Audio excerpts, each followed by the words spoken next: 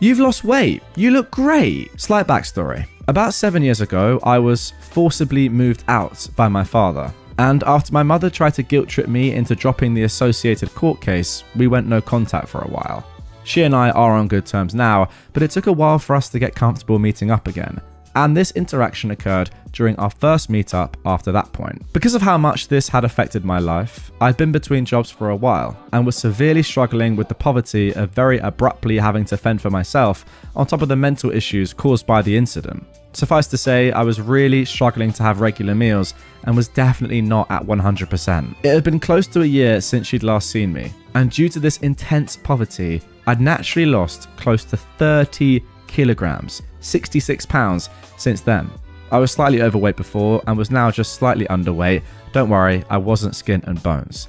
Now, Mum was trying to be friendly, and I'm sure she did sincerely mean it as a compliment when she said, "You've lost weight, you look great," as she's also struggled with her weight a bit. However, I was still quite bitter and uncomfortable with seeing her again after the stance she took, and it wasn't exactly intentional weight loss. So I looked her in the eyes and said, "Thank you. It's from the malnutrition since I can't afford to eat properly." Guys, she went frickin' silent. I don't think she looked me in the eye for the rest of the meetup.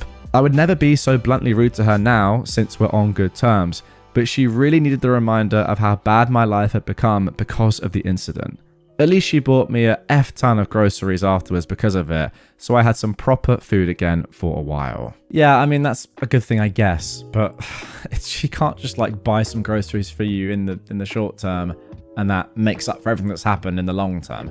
I don't know what the incident was. Obviously, we don't know what forcibly moved out by your father means, but yeah, depending on the age this was or what happened, I mean, who knows if it's legal or not, but yeah, losing close to 30 kilograms by not being able to get, the sufficient food that you need, whether that's the quantity or quality, whatever, or other stuff, from the emotional abuse perhaps of what happened. 30 kilograms is nuts, given you were slightly overweight before.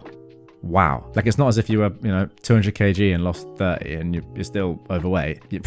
Yeah, mental. But I'm glad that she now probably realizes what has happened to you, but then surely she should have realized that anyway. Shouting, "I'm 15, you pedo," at every guy who harasses me on behalf of younger me. I just found this sub and wow, I love it. I thought I'd share something I've been doing for a few years, which I think this sub will appreciate. I used to get harassed as a young teen, a heck of a lot, because I dressed alts, and therefore men think you're not a person, but a walking goth sex doll. I also worked in the biggest alt market in my city, and we would get so many guys in there just to harass young girls or try to manipulate them. I would try to be a cool aunt figure to these girls and guide them, showing them self-defense, etc.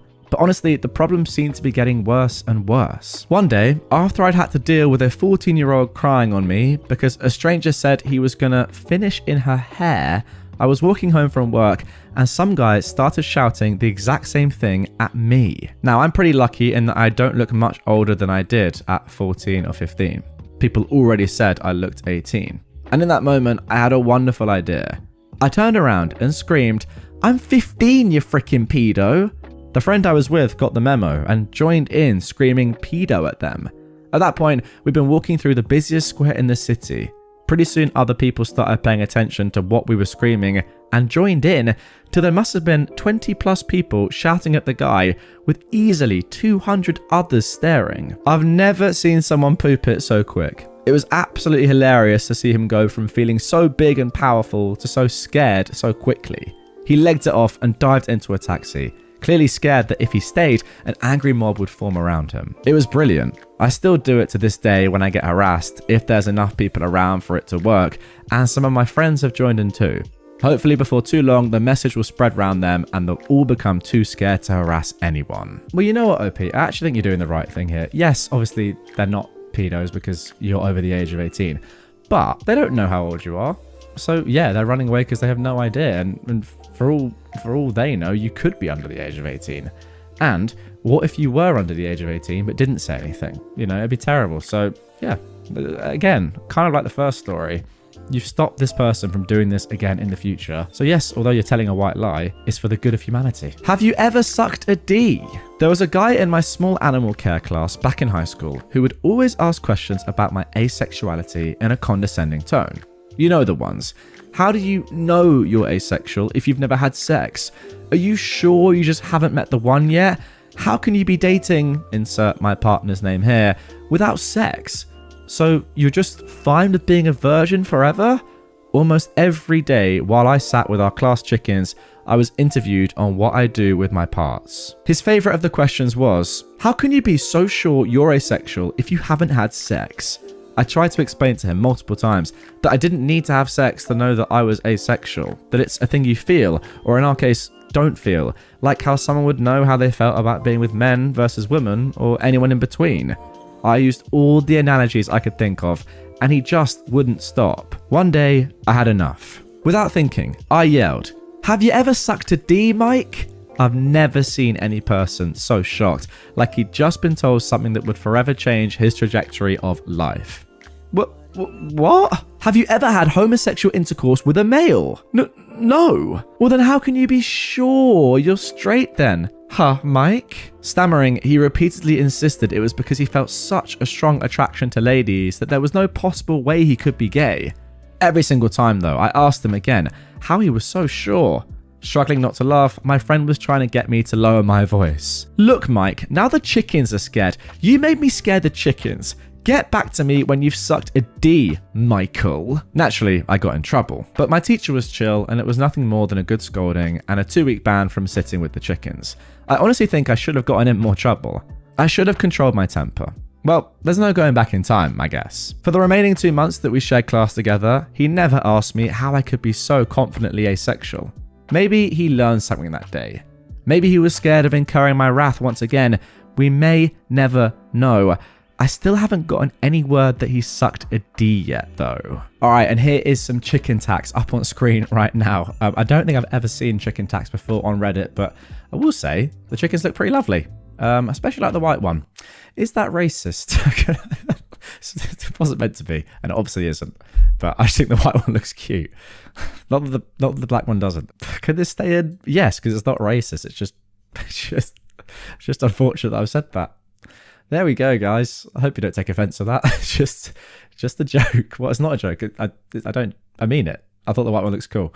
Anyway, yeah, let's just move on. And now for our final traumatized them backstory. Tell the entire class about my depression while I'm in the mental hospital. Hope you don't mind me emailing the entire staff about your AA meetings. I have severe clinical depression and I've been struggling with it for years. The teachers are always made aware of my hospital admissions so they can be more lenient on late work after I get back, which I've never really had a problem with.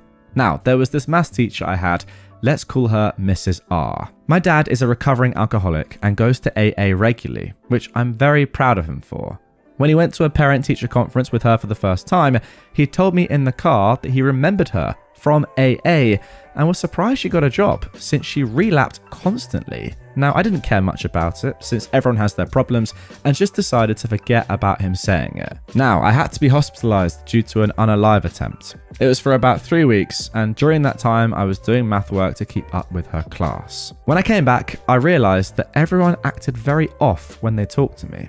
I was fairly confused, so I asked one of my friends what happened when I was gone. Apparently, a kid had openly asked why I was gone for most of the year, without any repercussions, and Mrs. R decided it was appropriate to go on a rant about how I was depressed and mentally ill, and that she hated how I was coddled by the school board. She also stated that if I was her child, she would beat the depression out of me. I was royally annoyed at the fact that she did that and thought it was a good thing to do to a kid that at that point was in middle school and was being bullied left and right.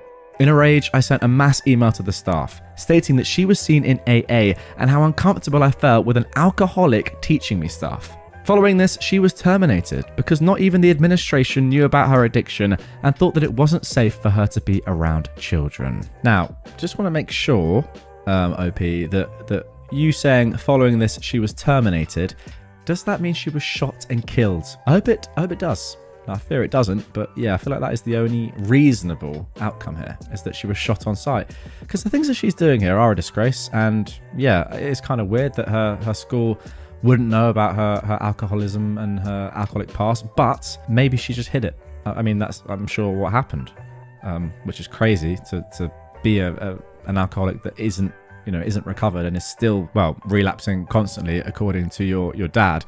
But yeah, having that person around children is crazy. Yeah, you did the right thing once again. To be honest, it doesn't really matter that she is an alcoholic or goes to AA meetings or relapses, whatever.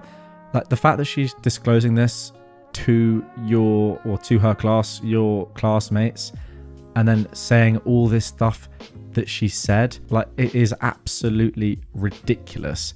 She hated how you were coddled by the school board, and that if you were her child, she would beat the depression out of you. That's absolutely insane. For that reason alone, she should obviously not be in education. Threaten my friend with revenge prawn, I'll ruin your whole dang life. My very good friend made some slightly dumb mistakes and sent some pictures to someone that she reasonably thought she could trust, but not knowing much more than his first name, his screen name, and roughly where he lived and the type of work he did. He is not in our country, but had indicated that he would be traveling for work to near us shortly, and they'd made some plans to meet. And when she got some red flags and backed out, the dude threatened to publish these pictures online.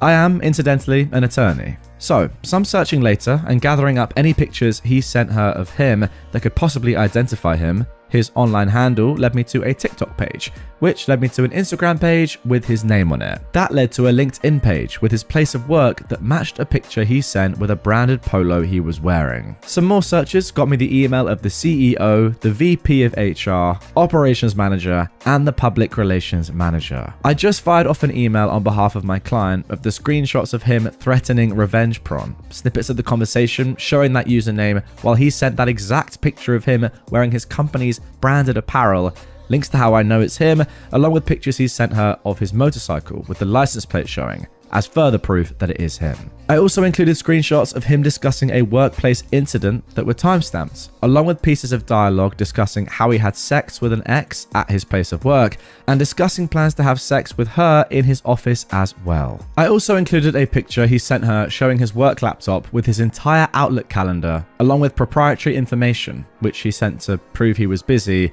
along with other pictures he took of his workplace with non-consenting employees. I further informed his employer that I will be forwarding all this information to law enforcement, and since he'd indicated that he'd be traveling to the US soon, will also forward this to the local office of the Federal Bureau of Investigation, as, since my client is a US citizen on US soil, these threats constituted a federal crime, so that should they continue with his employment and continue with their plans to send him to the United States for work, I will ensure, on behalf of my client, that federal law enforcement is waiting for him on arrival, which I will do as one of the assistant US attorneys for this region is a law school buddy of mine. Since I have his license plate, I know where he lives and will be contacting his local authorities tomorrow. You dumb mother effer, thinking you were hiding around anonymity, thinking you could threaten my friend? It took me 45 minutes to destroy your life. Okay, so I'm recording this on the 5th of April, 2024. What I've just read there was posted on the 4th of April in the morning, and there is an update to come, phenomenally, which was posted literally just a few hours ago at the time of recording this. Now, before we get into that, I just want to give my initial thoughts. Yeah, I mean, what else can you say really other than, F around and find out? If you're going to try something like this and you're not clever and you're leaving clues and hints as to who you really are, in the modern day with technology, it's really not that hard to do a little bit of digging. I mean, yes, you've got unlucky, I guess unlucky in air quotes here, that the person that you're doing this to has a friend who's a good lawyer. But I mean, anyone could do this. It's not that hard. If you're leaving clues like this, it's so easy to find who you are, where you live, who you work for, etc., etc. And you've just ruined your entire life. What for? For threatening something stupid like this? Really? Was it worth it? Obviously not. I mean, you deserve it. Absolutely, but you're just so dumb. Then again, he's probably not expecting this sort of level. I would love to see his face as he realizes this unravels. I mean, we're going to get into the update right now to see what happens next, but my word, imagine this. You send off a threat online, think nothing of it, think, oh, I'm so clever and anonymous here and I'm going to get what I want. And then the following happens. Let's get into the update. Okay, now let's get into the update of that one, posted just 22 hours ago at the time of recording. Like I said in the intro, this is a very fresh story. So, barely 12 hours later, this happened. Before I get into the update though, I want to clarify a few things from my original post, primarily about the contact of the employer and why. Some questioned its truthfulness. While the entire story is true, some details were omitted for various reasons. There was more she and I had in our possession that did positively identify this individual. So, would a lawyer contact his employer like some stated would not be done? Well, it depends. I did not do what I did on behalf of a client who retained me. I did it as a friend to help a friend. And as her friend, who was also a labour and employment law attorney, I knew exactly how to squeeze this. And here is the thing. I was absolutely aware from the onset that the revenge prawn threat would go nowhere with his employer, even if I could clearly lay out how the person with this screen name was in fact this person who works at that company. All we had were screenshots. If it was just the revenge prawn threat, any employer would go, well, thank you for bringing it to our attention, but even if we accept our employee uses this screen name and we neither confirm nor deny anyone of that name works here, we have no provenance on this. This is just an alleged screenshot of an alleged conversation that could be easily edited and manipulated.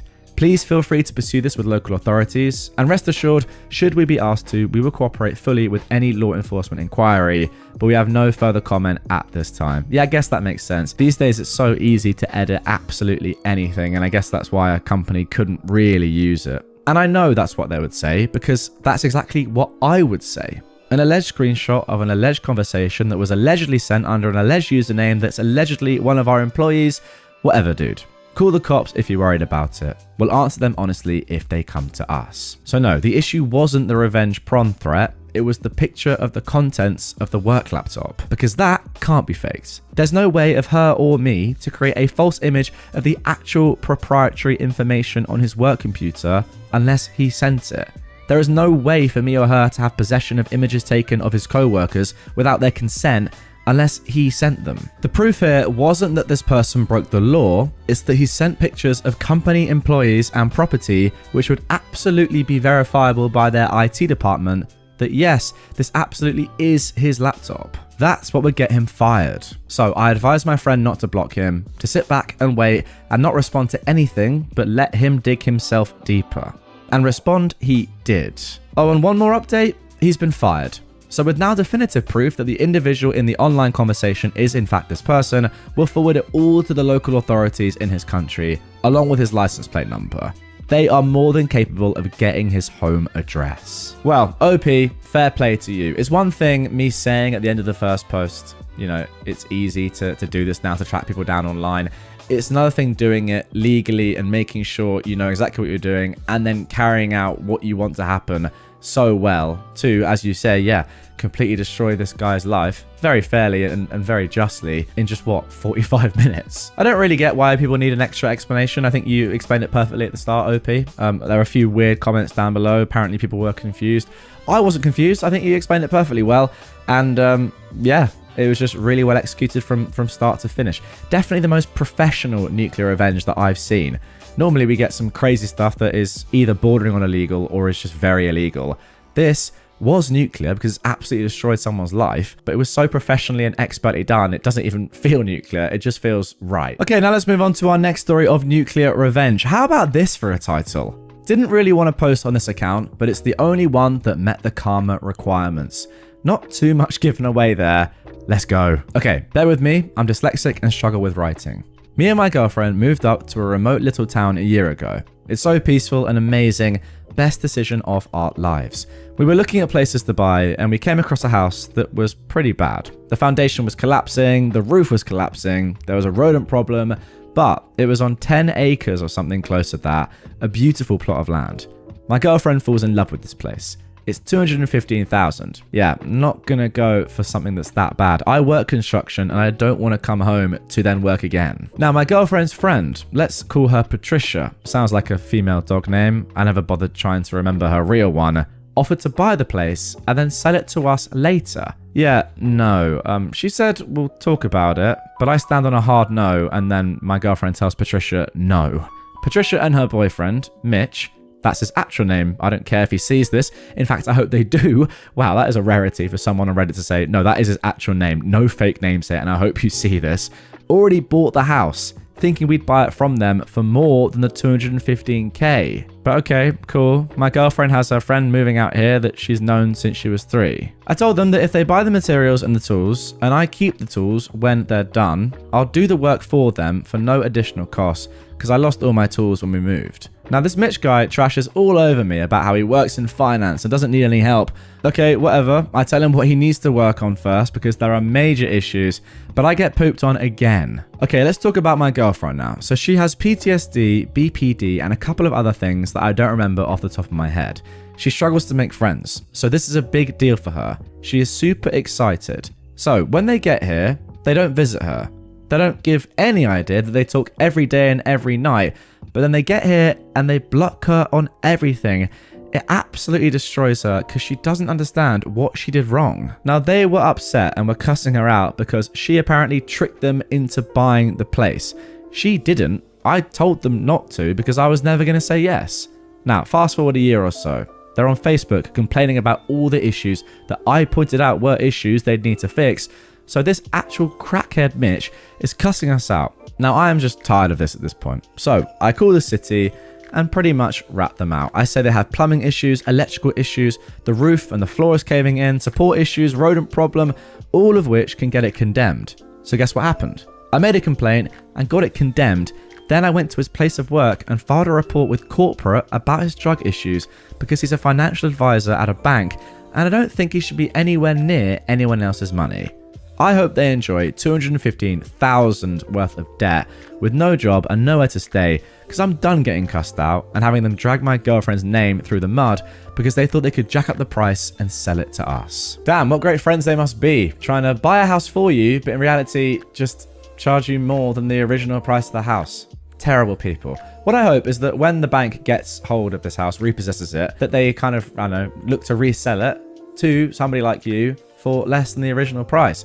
I think what you then probably have to do is just knock it all down and start again. It sounds like there are so many issues here that aren't even worth bothering with. So maybe you'd have to do that and it probably would be a lot of work. If you can make it work and the price is not too expensive, it does sound like it's a beautiful property. And I feel like you've gone through enough now to warrant that level of extra effort if you can be bothered. But yeah, as for the story, just from what I've read, all I can say is that they're just terrible people. Imagine that, saying, oh, I can't wait to move to your town. It's going to be so fun. We're talking every night, like so excited to come down, spend loads of time together. And also, like, I'm doing you such a favor by buying this house for you. We'll be in it for a short time. Then look, we'll sell it to you for a cheaper price. Just we'll make sure it's ready for you and no one else gets it. Then just blocking them and saying, oh, actually, you can't have the house. And also, why did you force us to buy it? Great friends right there. Not going to pay me overtime? Think again. I was discussing this sub with a good friend, and he said, boy, have I got a story that will fit. Now, it wasn't his story, but his brother's, and I sat with him and got the details. Buckle up, it's a good one and a long one. Let's call him Bob. Bob has been fiddling with computers since he was a kid, and knows them pretty well. As with most IT people, he's moved from job to job. The employee he worked for was a service/distribution company, and there were 2 IT employees.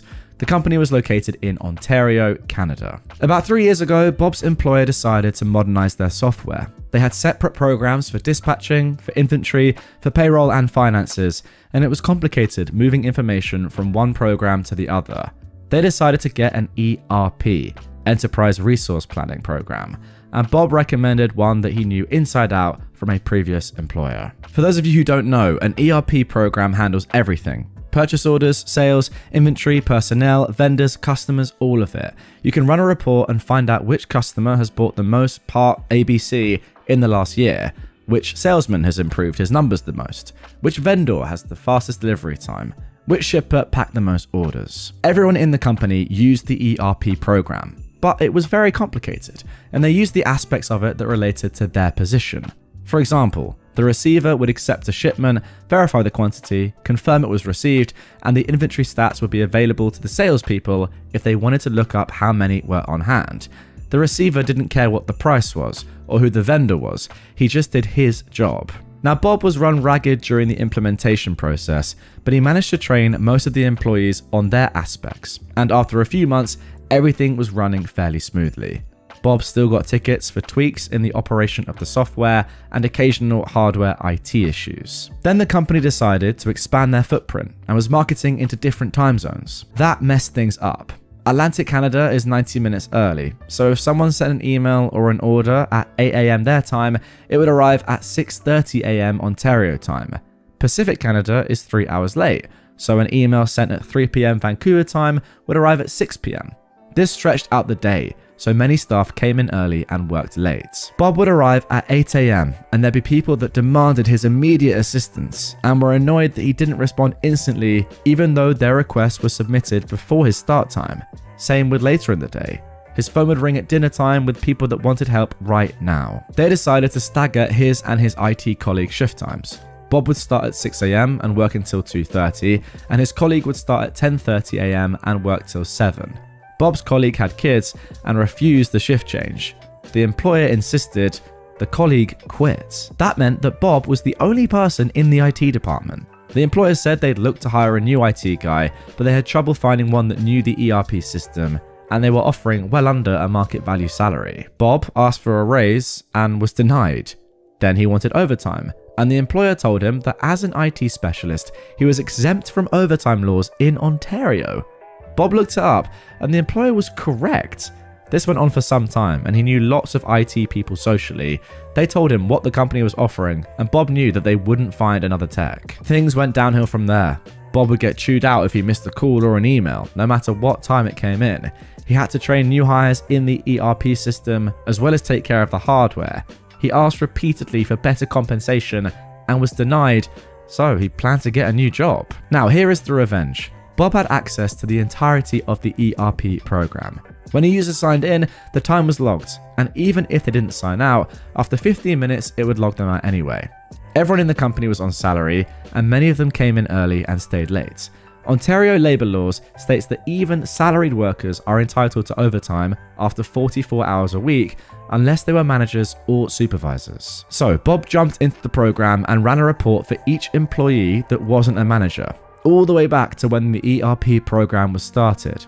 Then he reached out to an employment lawyer and got the okay to refer employees to him. Bob lined up another job, and after he left, every employee in the company got an email with an Excel sheet showing the hours they had put in past 44 hours a week.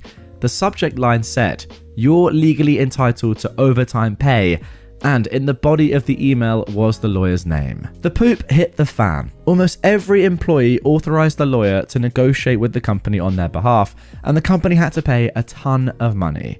All the company had to do was pay Bob for the extra work he put in. Instead, they had to pay almost everyone. Okay, great revenge, I'm not gonna lie, but my main takeaway from this, my main emotion, is just feeling bad for just all the employees in general to work for this horrible company. Bob, obviously, on the one hand, having to do not just 2 people's jobs, but more like, it seems like 5 or 6. I mean, those shift times are ridiculous, and he is the only one that knows how this all works. That is such a specialized role that he's not even being paid for properly at all. I mean, it's not even close, it sounds like. And then, all the other employees who were doing overtime, but then haven't been getting paid for it. What if Bob had never done this? They would have just done all those hours and never been given the money for them? It's ridiculous. So yeah, I mean, shout out Bob for helping out so many employees that were just being completely manipulated and just not given what they deserved. It's just sad that it had to come to that.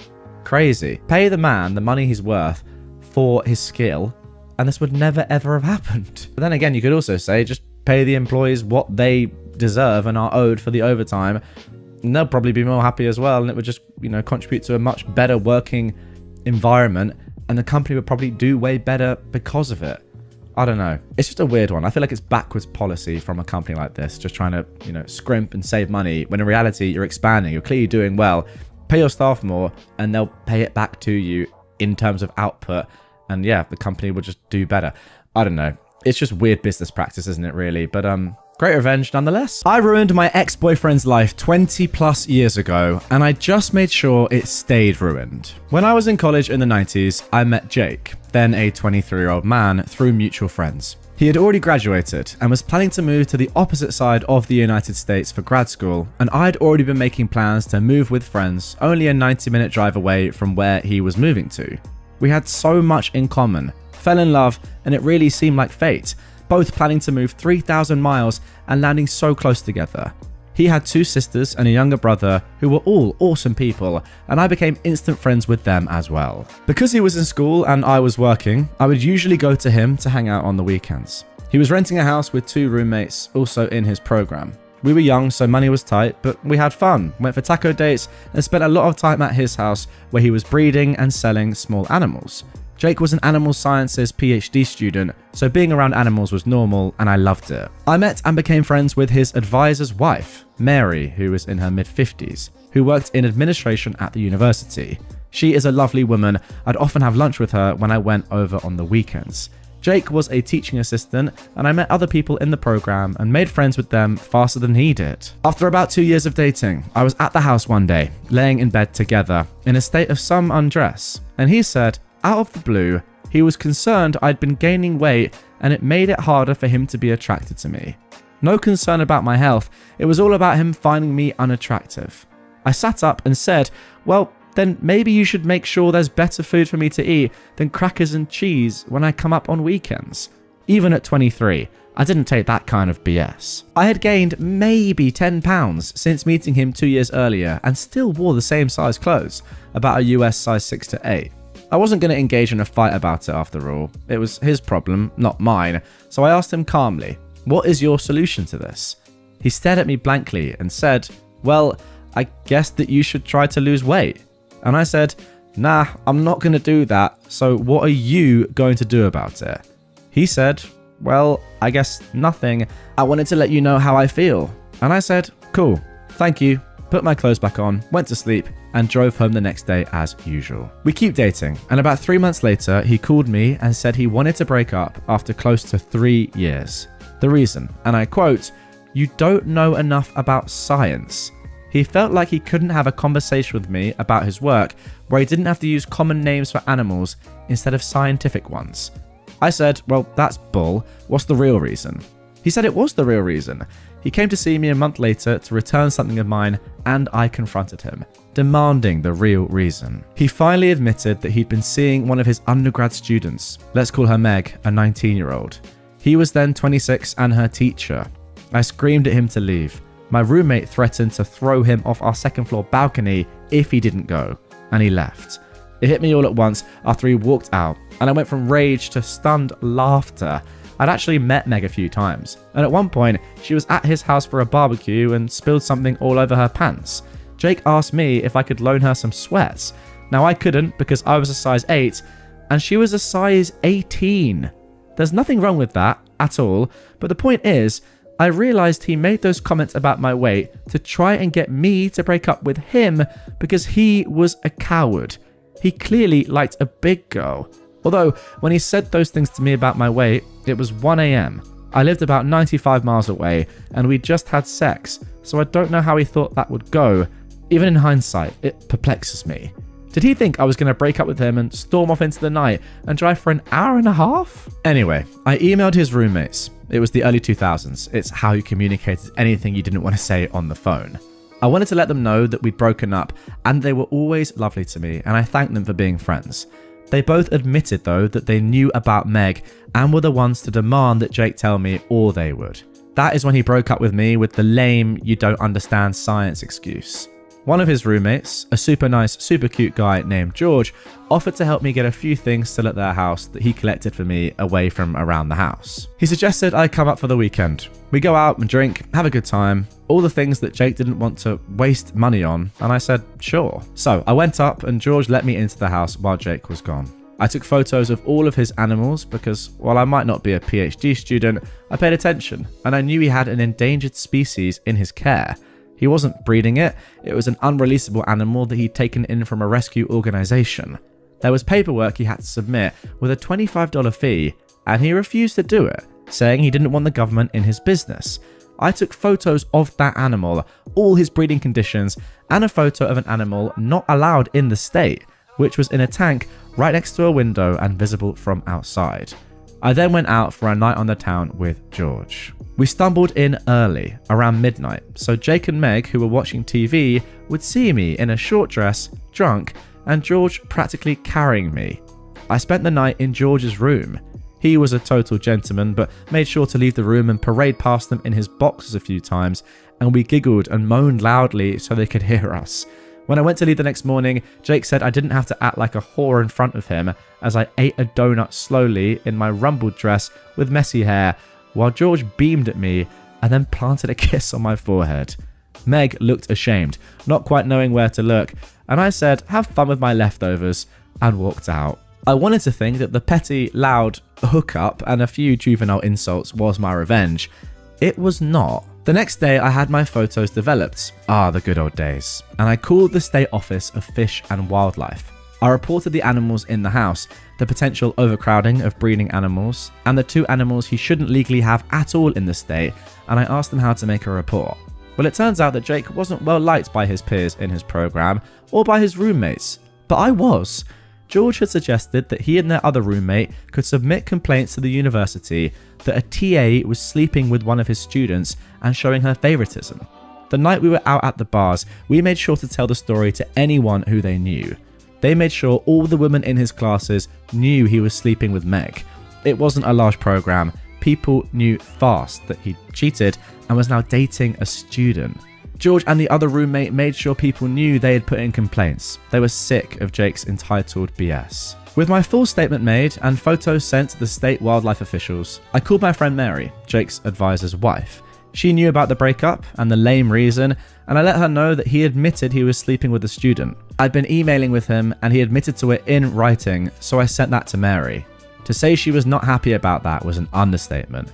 She said she made sure it would be investigated and told her husband, Jake's direct advisor, while I was on the phone with her. Speaking of investigations, a few weeks later, George called me, giddy, to say that state fish and wildlife officials were there confiscating the animals. He told them he'd be happy to tell them whatever they needed to know. Meg was there when it happened and told the officials that as far as she knew, all the animals belonged to her boyfriend Jake and that they were all legal. That put George and the other roommate in the clear.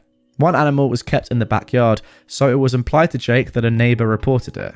While they were there to investigate, they knew to look in the back window to see the far more problematic, illegal to have in the state under nearly any circumstances, animal. Since George was on the lease, he was able to let them in to investigate in the house.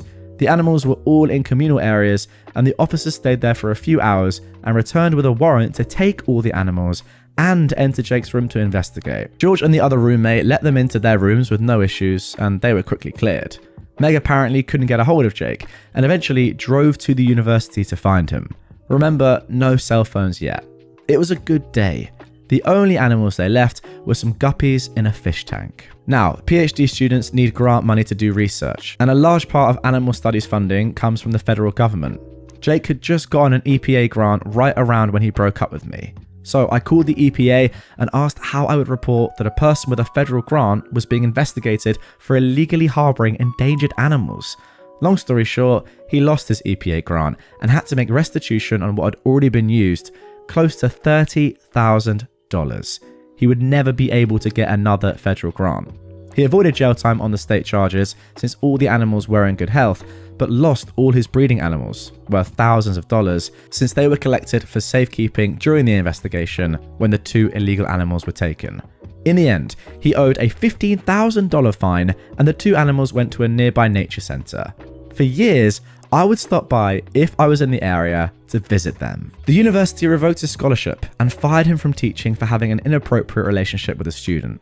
He somehow escaped being expelled, but it always shocked me that he never tried to hide the relationship with Meg and was so stupidly self-assured that he didn't even wait the 4 weeks until she would have been done with his class to start publicly dating her. By the university rules, he would have then been in the clear to date her, not being her teacher anymore, and she would just have to avoid any classes he was a TA in. It never fails to make me laugh. After a few months, I emailed his sisters and told them I missed them because Jake broke up with me after trying to call me fat and cheating on me, and I felt weird contacting them. The girls told me that he told the family I broke up with him because of the distance. I forwarded them emails that Jake wrote after the breakup, talking about how he fell for Meg and he was sorry about it, but it was true. I couldn't keep up with him academically, and it made him attracted to Meg. Jake managed to convince his dad to pay for 1 more year of school so that he could get a master's instead of a PhD. And while I stayed in contact with his sisters and brother via email and then social media, I largely let it all go. I got even, I made some friends, Mary became like an auntie to me, and I went on with life. I went on to get a master's degree myself, and my speciality, helping scientists and doctors communicate their work to lay people. You know, us dummies who can't remember all the scientific names. I swear, it happened by accident, not design, but I love it. And I work with everyone from small-town doctors and nurses, to pharmaceutical companies, to museums, to state and federal governments, to film and TV producers. I travel a lot and speak and get to learn a lot of cool things about our planet and how things work. That is amazing. I knew through his siblings that Jake and Meg got married and had 2 kids. Meg dropped out of the sciences and became an accountant. Jake went back to breeding animals. Every once in a while, his sisters or brother would tell me something over a lunch or via text, but we had our own relationship that exists outside of him. Apparently, when I sent a wedding gift for one of his sisters, he loudly complained at a co-ed bridal shower that all of his siblings still were my friend and didn't make an effort to embrace his now wife, Meg. Apparently, the sister just laughed and said, "I don't make it a habit to be friends with homewreckers." This is how Jake's parents found out how their relationship started and ours ended, truthfully, 10 years after we broke up. Jake never found out I was behind reporting him to the state, and in the end, I didn't lie about a single thing, except maybe exaggerating a drunken makeout session with George, who is now a successful and tenured professor with a lovely wife and daughters. Now, fast forward about 20 years to a few weeks ago. I was at a university giving a lecture to a room of 250 undergrad and grad students. In the end, I was mingling with the students afterwards, and I hear a voice say, "Hey, OP, long time no see," and I realize it's Jake. And my facial expression did not change at all. I was completely shocked, but my instinct was to play dumb. So I said, "I'm sorry, help me out. Have we met at another workshop or lecture?" He looked incredulous and said, "It's me, Jake." And I said, "I can't place you, but I'd love to figure it out." Finally, I gasped and said, "Oh my goodness, Jake, I guess I blocked you out." And I said, "Well, lovely to see you." And I moved on quickly when he tried to reach out and hug me. I was happy to leave it there, with the satisfaction of him seeing me as a guest lecturer in a science department of a major university when he was just in the audience. The department chair and faculty who'd invited me to speak took me out to dinner, and while there, one of them said, "So, you know Jake?" I said I did from over 20 years ago, being vague about how. She went on to tell me that he had been there for an interview for a teaching position and had spent a few days there observing, and they were likely going to hire him. I couldn't control it. I scoffed. When they all looked at me, I said, "I'm sorry. I'm just shocked that he's teaching after what happened back at university." They said, "What happened?" And I said, "Well, he was sleeping with a 19-year-old student when he was 26, and he had to leave the program without a PhD because he couldn't afford to stay after losing his scholarship." The 3 people I was with all looked at each other like they knew they had a problem and said, "Wow, we'll have to look into that," and changed the subject. My old friend Mary, retired a year or 2 now but still friendly with her old colleagues, called me this weekend to say a friend at the university let her know that someone had called doing a background check about Jake, and they pulled his file, which included being fired, leaving the program with a lower degree, and the complaint letters from over 20 years ago about his conduct. Mary's name had been on it, with her husband listed as the faculty advisor, so she thought that she'd like to know. As a bonus, it had a copy of his arrest record for the illegal animals. I guess his dad had paid for a decent lawyer to get the record expunged after the charges were reduced, and he paid the fines so it doesn't show up on a standard background check. I don't think he's going to get that job. So, I will return to my life content that the universe comes through sometimes, especially if you give it a little nudge just now and then. The best revenge is when you don't have to do anything wrong, you just have to help direct knowledge to the right places. If there is anything I can impart to any young women and men reading this, as I shimmy happily into my now size 10 pants, it's that if someone who is supposed to love you complains about your weight or looks, that is their problem to fix mentally, not yours. And maybe it's time to check out what they are doing behind your back, or simply move on. Remember though, it's their flaw, not yours. If Jake hadn't been a coward and tried to make me break up with him and just ended things with me in a mature way, I might not have found out about Meg and turned his own wickedness back on himself. Okay, and there we go. That is the end of that one. Wow. First thing I've got to say is fantastic revenge. Very much justified. There is absolutely no way this guy should ever be allowed to work in any form of education again. He completely ruined that chance by having a relationship as a TA with one of the students. That is my immediate conclusion from that, and I'm very happy, to be fair, that you've made sure and you continue to ensure that that won't happen. Now, the next point is, and I want to ask your thoughts on this, guys. Do you think that this guy, Jake, should still be getting punished 20 years later for mistakes that he made 20 years ago? Do you think that's a little bit too long? I mean, do we still punish him 80 years later for these mistakes? Are you allowed to make mistakes and, you know, be punished for them? Sure. But ultimately, I'm playing devil's advocate here slightly, but he's done nothing illegal, yet his life is still being ruined 20 years later. Is that not a little bit harsh, or is that justice for what he did? I mean, we don't know the effect that it had on the 19-year-old. Clearly, you know, he's abused that level of power there, and who knows what effect it's had on the girl. But you get what I'm saying? 20 years later, still getting punished for something he did when he was half his age?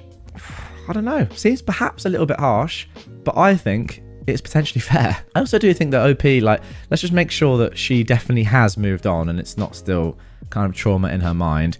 Yes, it's great to make sure that someone has the revenge they deserve, but 20 years of this, not saying that, you know, she's done loads and it's always on her mind. Just I want to make sure that she has moved on with her life. I feel like by the end we're getting towards that stage, but I don't want it to be an ongoing thing for the rest of her life. But yeah, I don't know. Maybe it's just a little bit too much for it to still be going on now. I think now's the time to leave it. Or do we carry on and just ruin this guy's life forever? Give me some like real actual answers in the comments. Not just, oh, he did a terrible thing, he deserves for his entire life to be ruined for 80 years and then die. Let's be realistic, okay? I want to hear some actual logic and some cohesive thoughts, which to be fair, you guys always give me. There's no need for me to say that, but you get what I'm saying. I mean, you could also say that, you know, the revenge was at the time good. You told the correct authorities, the school, the whatever it's called, fish and animal people, the people that deal with the animals, about what was going on. They came and dealt with it. That was it. And again, I have to maintain, he should not work in a school again. But outside of that, I don't know if he still deserves to be getting punished. Maybe he does. I'm not completely decided, to be honest. I actually reckon he probably does. But it's just harsh. But, you know, if you are the sort of person that would do this, yeah, maybe you do deserve to be punished forever. I don't know. Like, people in the comments are saying that ultimately what he did was cheat on you in the 90s with a woman over the age of consent, over the legal age. So it's a bad move, but it's not a crime. Now, does he deserve to be punished 20 years later? Even if he was the TA. People are saying that, you know, what you did with George, OP, was fantastic, and I agree, that was brilliant. No doubt about that. And maybe even staying friends with the family is fine as well, although, to be fair, a little bit weird 20 years later. But yeah, like, devastating the dude's entire life, ruining his career, continuing to do damage for decades afterwards. After he's like worked his way back up from nothing, and it seems as if he's trying to live a proper life, and he's still not doing that well, right? I mean, he's applying for jobs that he probably should be, you know, a level ahead of by his 40s, and I don't know, maybe it's just a little bit too much. Again, maybe I'm just waffling here. Let me know in the comments down below. You guys are the voice of reason on this channel, not me. Got rude guy arrested for suspended license. In the mid-2000s, my friends and I would frequent a small billiards place in a neighboring town where you could rent a table by the hour or play per game. We'd play a few games, watch whatever sports were on TV, and have casual conversations. There were no problems and no drama until about 3 months of us visiting this place. A guy shows up and takes our spot at the billiards table. No big deal, we were all chatting anyway. 20 minutes later, my friend lets him know that we want to play the next game, but this jerk is super dismissive. Needless to say, we didn't get in during the next game, so I politely let him know we wanted to play next. Another lady chimed in that she wanted the game after us.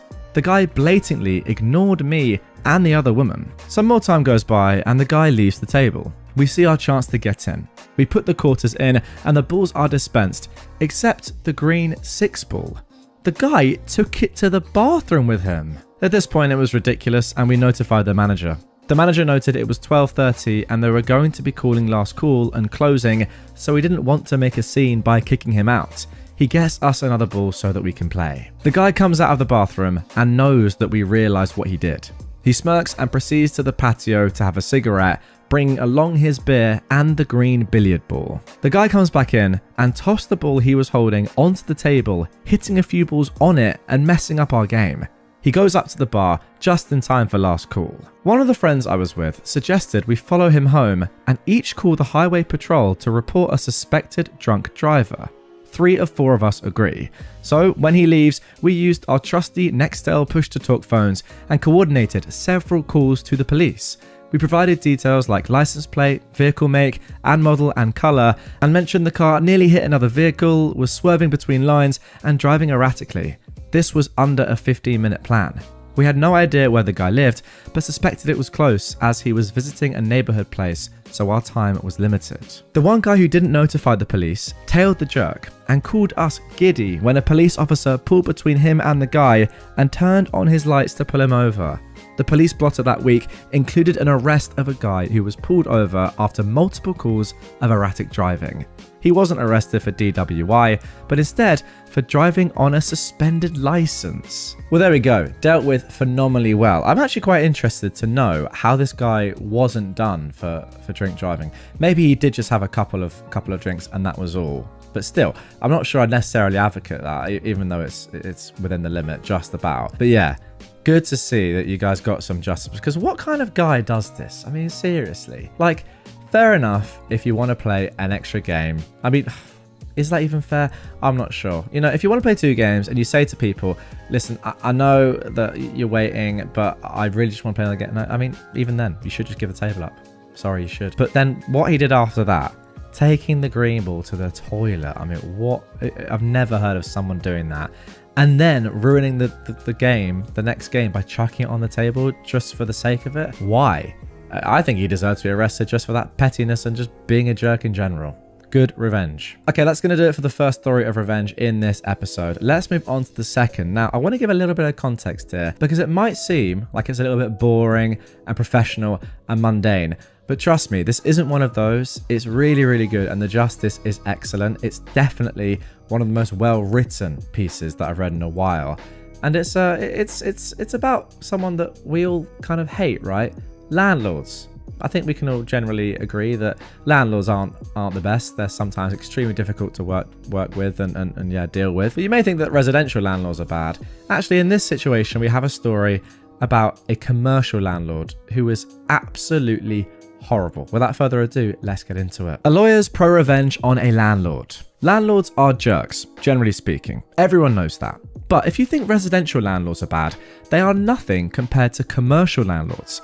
Landlords of commercial buildings are some of the cruelest, nastiest people I've ever come across. This revenge tale is about a commercial landlord and how I dealt with him. Back in the 90s, sometimes I'd go for lunch at this restaurant in the basement of our building. The place was called The Vault because it had a massive bank vault that had always been there, dating back to the days before the place was turned into a restaurant. The vault was so huge that they could see a couple of tables in there, and you could eat dinner surrounded by rows of old, gleaming safe deposit boxes. One day I was there for lunch and the owner took me aside. "The landlord's driving me nuts," he said. "The landlord drives everyone nuts." I was a subtenant in the same building, sharing space with an old lawyer, Aaron, and the landlord was always causing us trouble. I'd already had a few run-ins with him and we hated each other on site. In most jurisdictions, commercial landlords don't need court orders to get you out. Instead, they just change the locks and you find out about it when you show up and your key doesn't work. Every time our landlord had a dispute with anyone, which was often, he'd always threaten to change the locks. He keeps demanding all this stuff for extra rent, and it's really weird because a lot of it's really old. The restaurant owner showed me a letter the landlord had served on him earlier that day. I looked over the demand and read a list of expenses for snow removal and parking lot repair and common area flooring and all kinds of trash going back years.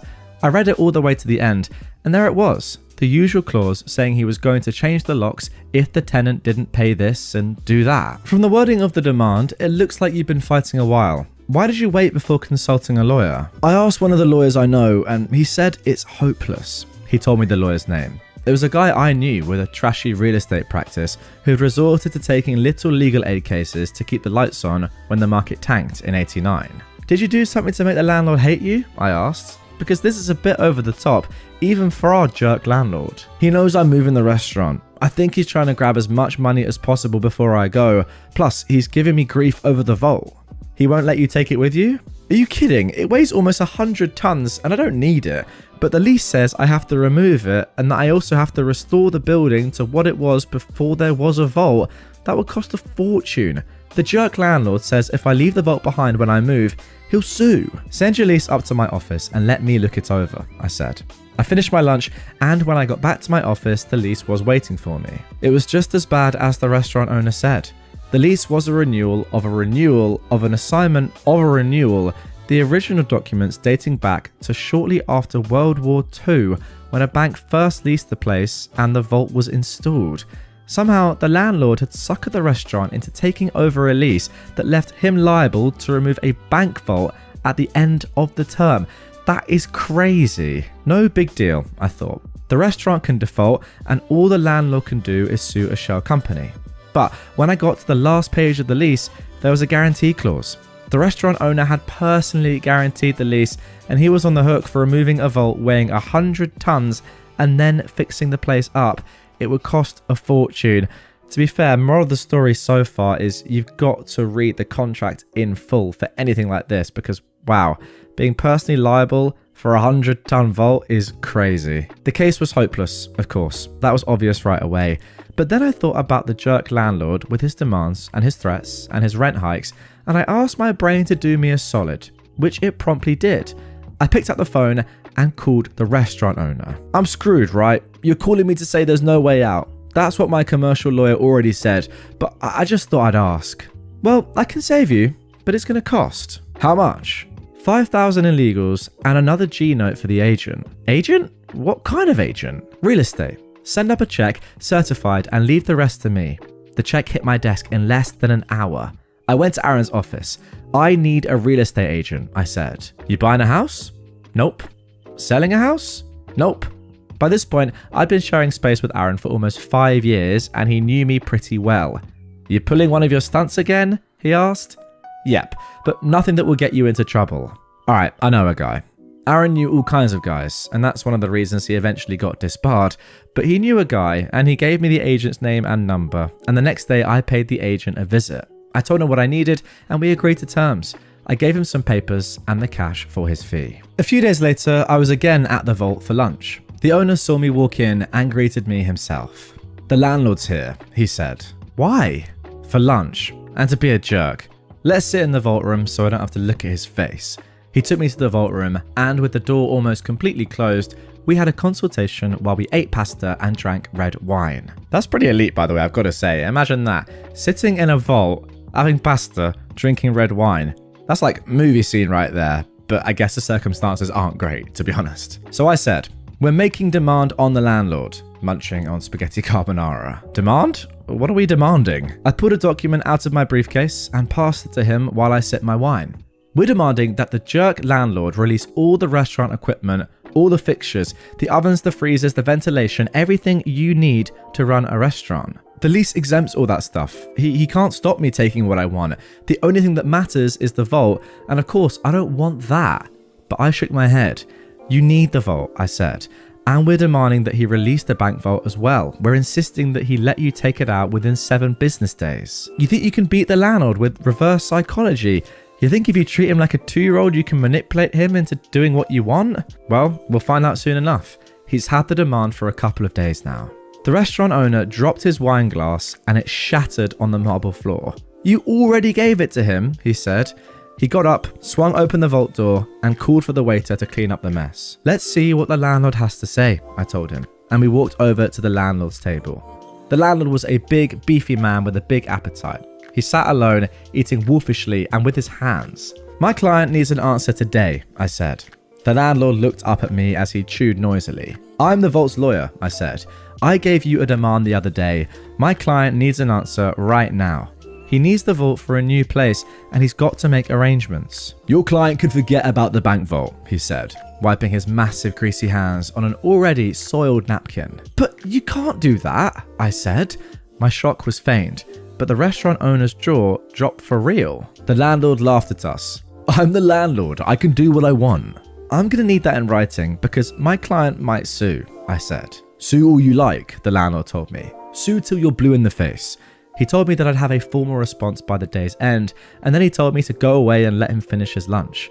When the letter arrived from the landlord, claiming ownership over the bank vault, I brought it downstairs and showed it to my client. How the heck did you do that? Trade secret, I said. The following month, the restaurant moved out and the place was empty, and that was too bad because I'd always liked eating at the vault. Now the restaurant was in a new location 20 minutes away. They called the new place The Vault, and they'd preserved the vibe of the old place. It was very similar, except they didn't have the bank vault. The bank vault, all 100 tons of it, was where it had always been, in the basement of the building where I rented space. I showed up for work a little after that, and Aaron collared me. "The landlord's looking for you," he said. "Oh yeah? What about?" He's really angry. He said his deal fell through. Deal? He was supposed to rent the place downstairs to a new tenant, a bank or a credit union or something like that.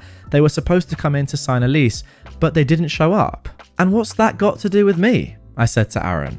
And I said the same thing again to the landlord when he managed to track me down a couple of days later. "I know you were behind this," he said, his jowls quivering. "I know it was you. That offer from the agent, it was all BS. Just a trick to make me keep the vault so that your client could sneak out of the place and leave that freaking bank vault behind. I'm gonna sue. If you're looking for counsel, I think I'm gonna have to declare a conflict. I'm gonna sue the restaurant and that agent, and I'm gonna sue you." He stormed off. But the landlord didn't sue. Of course he didn't. He didn't have a contract to sue on, only a vague letter of intent that I drafted, enough to hook a greedy landlord who was used to having his way. The offer he'd received was non-binding, incapable of acceptance without the signing of a formal lease, which of course never got signed. When I left Aaron's place a year later, the downstairs was still unoccupied, with a sad "for rent" sign sitting in the window, starting to look faded. So there we go. That is without a doubt one of the best revenge stories I've read in a long time. That was brilliant from beginning to end. What might have been potentially a kind of boring topic, landlords and contracts and that sort of stuff, maybe not the most entertaining, so well written and really good. This guy clearly is just a horrible, greedy man that, any sort of idea of, can I make some more money from a new bank potentially coming in? He was all for it, not even checking if they were even a real bank in the first place or doing any sort of due diligence there and working out what was going on. Doesn't really surprise me when he's just as selfish as this, forcing somebody to take a 100-ton vault with them or he'll sue. I mean, just absolutely ridiculous. I guess this comes down to you have to leave the property in the same way it was when you first got it. But I don't know how anyone would realistically know that, first of all, there was a huge 100-ton vault. And then secondly, that you had to get rid of it when you left, because when you moved in, it was there, right? But again, as was explained in this one, going back to the Second World War and having a contract carryover from there is extremely petty. I do kind of stand by what I said, though. I do think with all these things, you've got to read literally, I was going to say word for word, but almost letter for letter. Like the punctuation even is extremely important in these sort of contracts to make sure you're not getting absolutely shafted like this guy did. But yeah, if it wasn't for you, OP, I mean, that would have been terrible. But thank goodness that people like you exist and just exploited the guy that was exploiting this unlucky individual. And now for our final pro-revenge story of this episode, just a quick little one to finish. Steal furniture, almost lose your job. So my dad owns a house that he's been renting for some time now. The tenants that lived there were for the most part decent people who my dad thought were trustworthy. That all changed about 2 months into the tenancy when the tenant refused to pay the month's rent. My dad showed some leniency and gave them another month to pay up what was owed, but they didn't pay a thing. By this point, my dad, frustrated by the whole situation and being 2 months out of rent money, offered them a deal. Leave the house ASAP and then only pay half the money owed. They countered with a different agreement. They would leave the house in a clean state with all of their furniture left behind as compensation. My dad, wanting to just be done with them, agreed. Cut to when my dad gets to the house, finding the place in a mess with none of the furniture left behind, including the furniture that belonged to my dad in the first place. The 2 sofas that my dad owned were left behind, but they were trashed and left in the shed. When my dad confronted them, asking for them to pay up the full amount that the furniture was worth, he was met with a promise of payment after 2 weeks, which he didn't believe.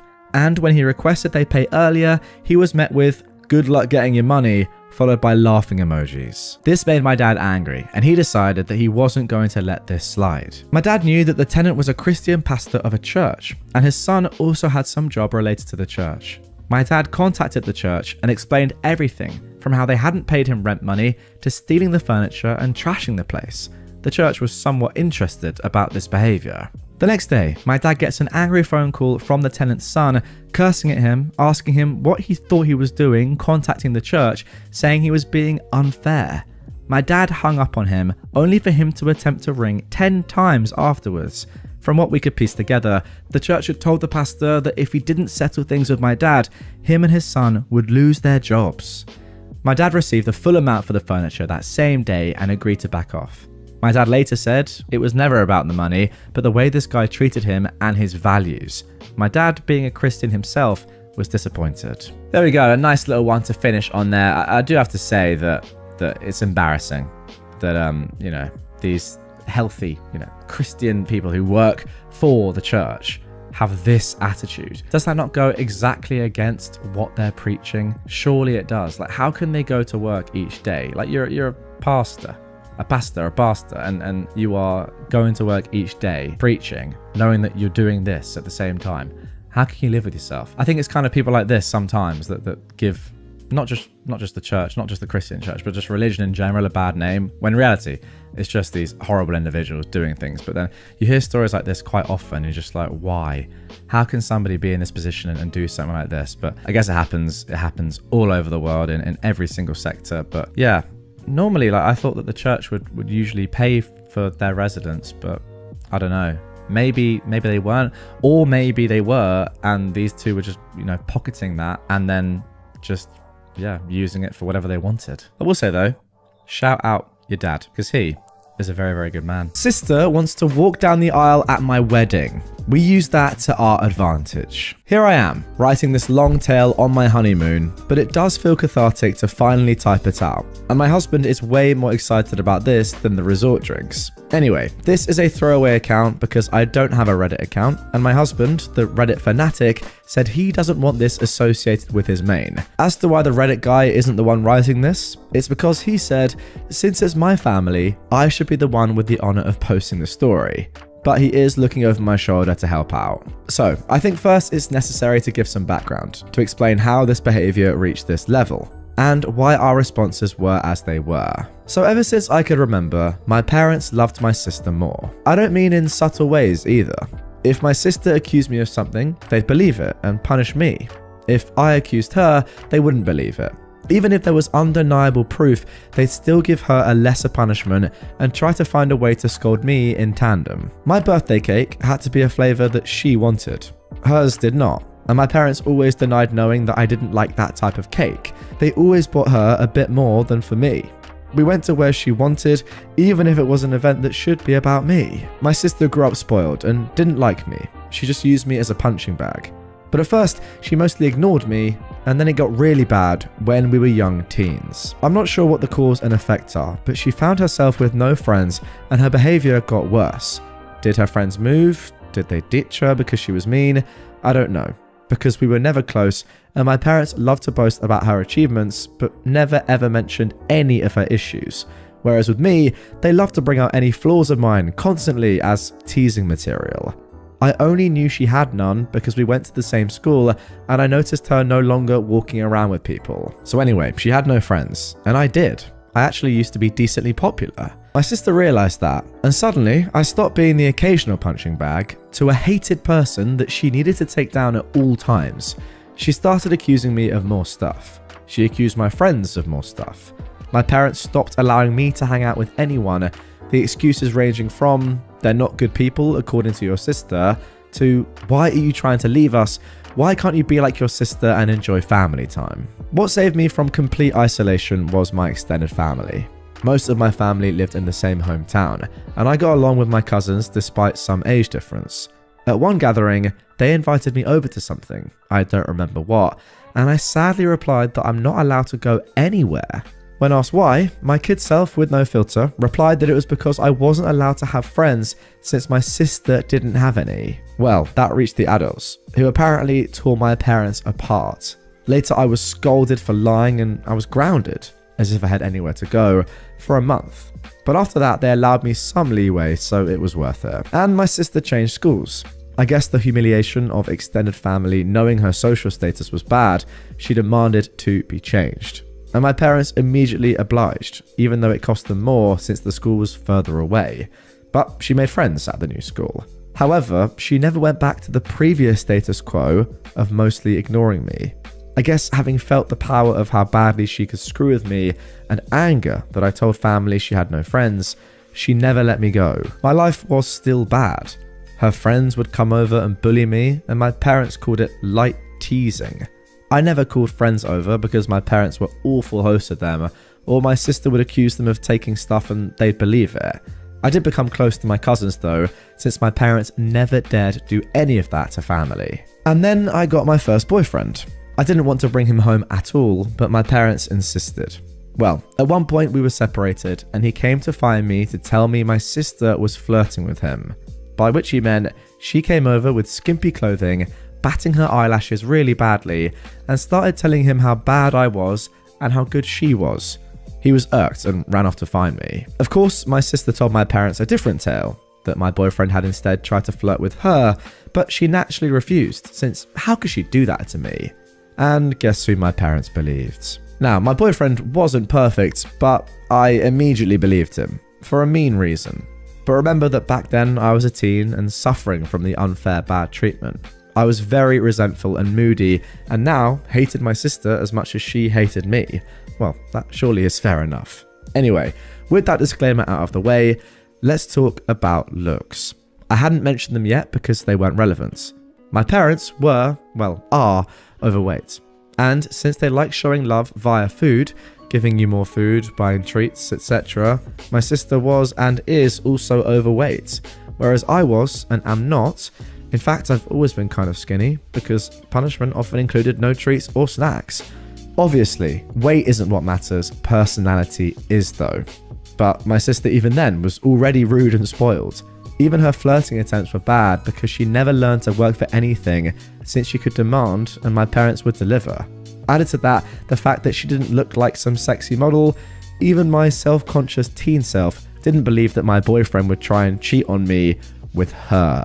Ah, I see. Anyways, my parents prohibited me from dating such a horrible boy. I did try to keep going in secret, but it was hard and the relationship ended. I did get another, but again, my sister accused him of flirting with her when he refused her advances. Again, my parents believed her. I tried pointing out how this happened again, but they decided that that meant I was incapable of making good choices and kept picking bad boyfriends. The relationship couldn't handle the Romeo-Juliet situation and fizzled out again. I would eventually get called a S-word in high school, as I was fine with making out with boys and such, but refused to have relationships. Thankfully, that never got back to my sister or parents. My sister did bring one boyfriend home during all this time.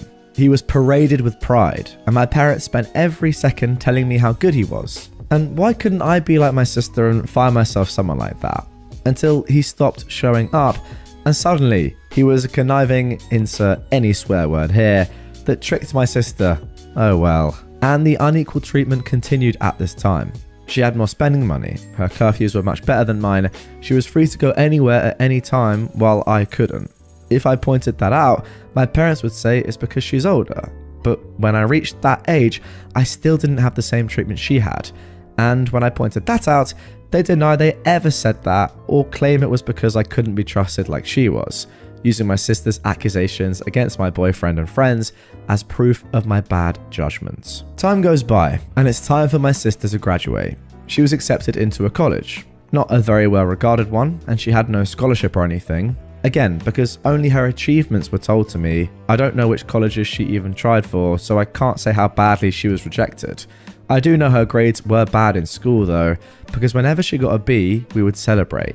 I would usually get good grades, but my parents refused to celebrate, claiming since I always got them, what was there to celebrate? My parents, naturally, made a lot of fanfare and told her they'd pay for everything. I was relieved she'd be going away. Not that it made my life any easier. She'd always come home every other weekend, and somehow stuff kept missing from her room or some other issues she'd think of to make my life miserable. My curfews were still strict, etc. Eventually, my mum came to talk to me about my impending graduation. I'm only a year younger than my sister. She told me that since they were paying for my sister's college, they had no money to pay for mine. So, it would be better for me to start work immediately after graduation and wait until my sister finished uni to see if they could afford something for me. Oh, and if I decided to stay at home, I'd have to pay for all my stuff, part of the bills, and rents. I pointed out I could get student loans. Mum said yes, except no. That is, because they were so caring towards me and I had such bad judgment, they would decide if a college was worth my getting in debt or not. I'm not sure how they'd stop me from getting loans, but I didn't ask. Scholarships weren't mentioned.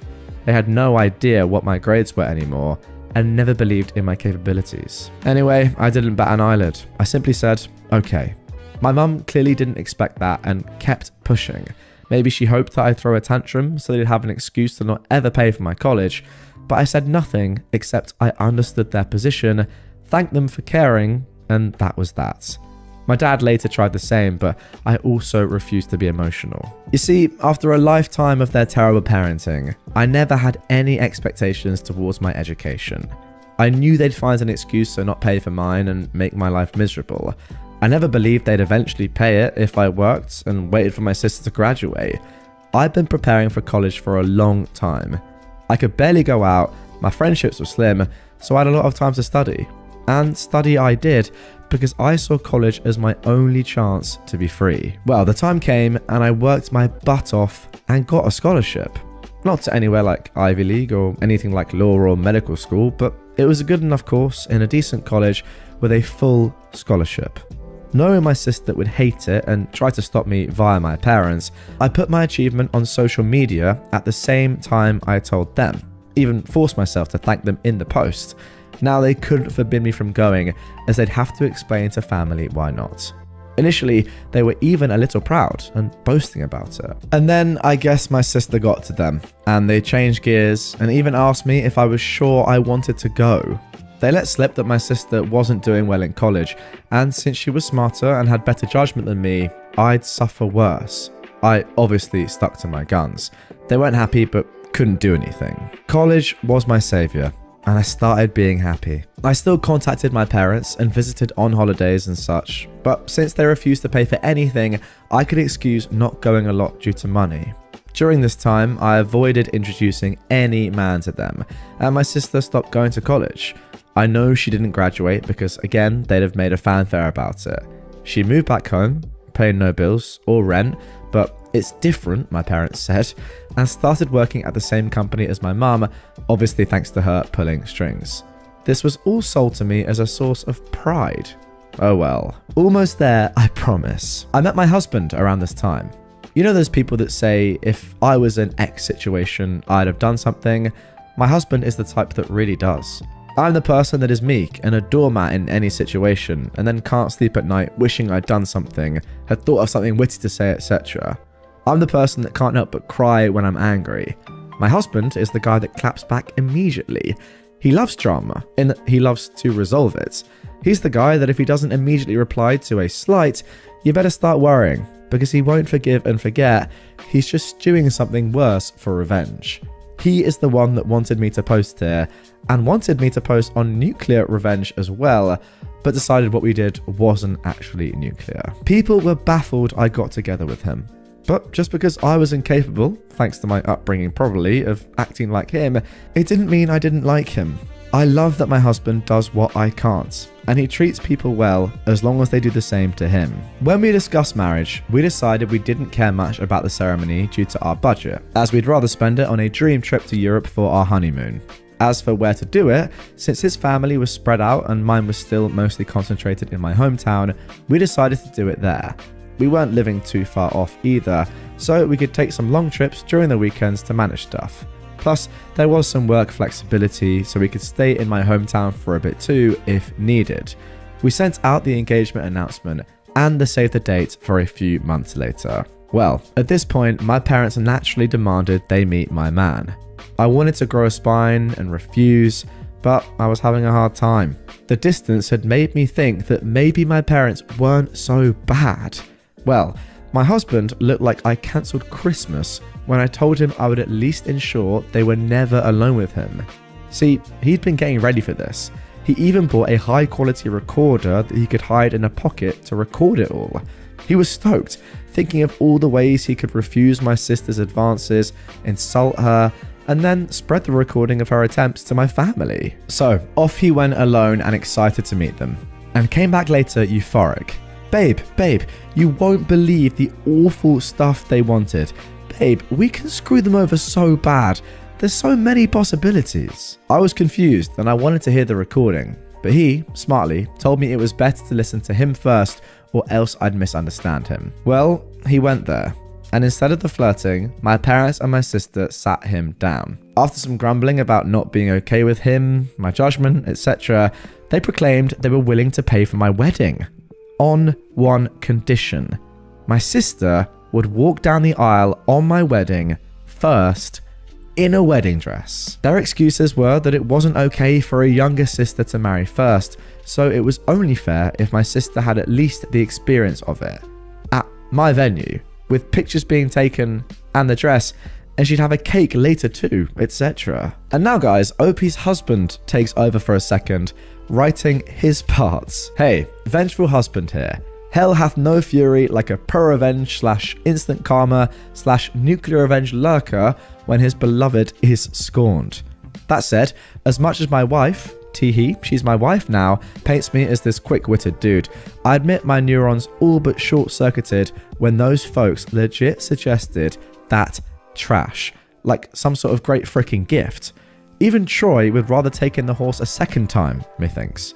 Alas, after my brain rebooted, I did have a whole catalogue of insults about to spew out, but something in my soul whispered in my ear like the devil, string these idiots along. So I said I needed to think, see how my wife, back then fiance, would react, and then ran out of there before I could give away my nefarious plans. Now back to me, the wife. So my husband sincerely recounted how my parents wanted even my wedding to be about my sister, with a grin on his face, and had the recording to prove it. I was shocked. The distance had softened how bad they treated me, and I thought even they wouldn't go this far. Thankfully, my husband insisting on the angle of revenge helped me not go to a bad headspace. We had a blast thinking up ways to screw them over this, from ridiculously outlandish to what we thought was feasible. We then called his much more level-headed brother when we decided on a plan. It involved having 2 venue addresses, giving them the wrong one, etc. Well, level-headed brother scolded us for it. While he acknowledged he would never be able to convince us from retaliation, he at least showed us something like that would be hard to pull off.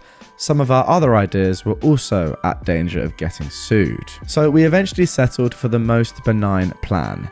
Act like we agreed, but then hire security and don't let her in. Obviously, if that was all, it wouldn't be pro-revenge. The rest is all mostly my husband, but he wants me to do the honors, so here goes. Just important to mention, everything he did was previously discussed with me and were our mutual ideas. He went back to my parents, said he probed and thought I wouldn't be down with it. However, he didn't see the issue, and not wanting family to fall apart, would be down to helping them do it. He pointed out that I don't like conflict, so if I was surprised with it, I might not throw a tantrum in front of all the people. On the other hand, marriage is a big thing, so who knew if I'd lash out? Then he suggested a compromise. They'd help pay for stuff. This way, I would feel even more pressure to not say anything, as not only would it be public, well, with our families there, and also I'd be grateful to the help they'd gave me, and that would mollify me. He said my parents looked surprised, but my grown sister started skipping with joy. Literally so, like a kid. So it was accepted. Important to add, my husband also claimed that due to some bad judgment in boyfriends in the past, these words were all my idea, and I'm so proud of using their words against them. I was distrustful and controlling and liked to check his phone and stuff to ensure he wasn't cheating on me.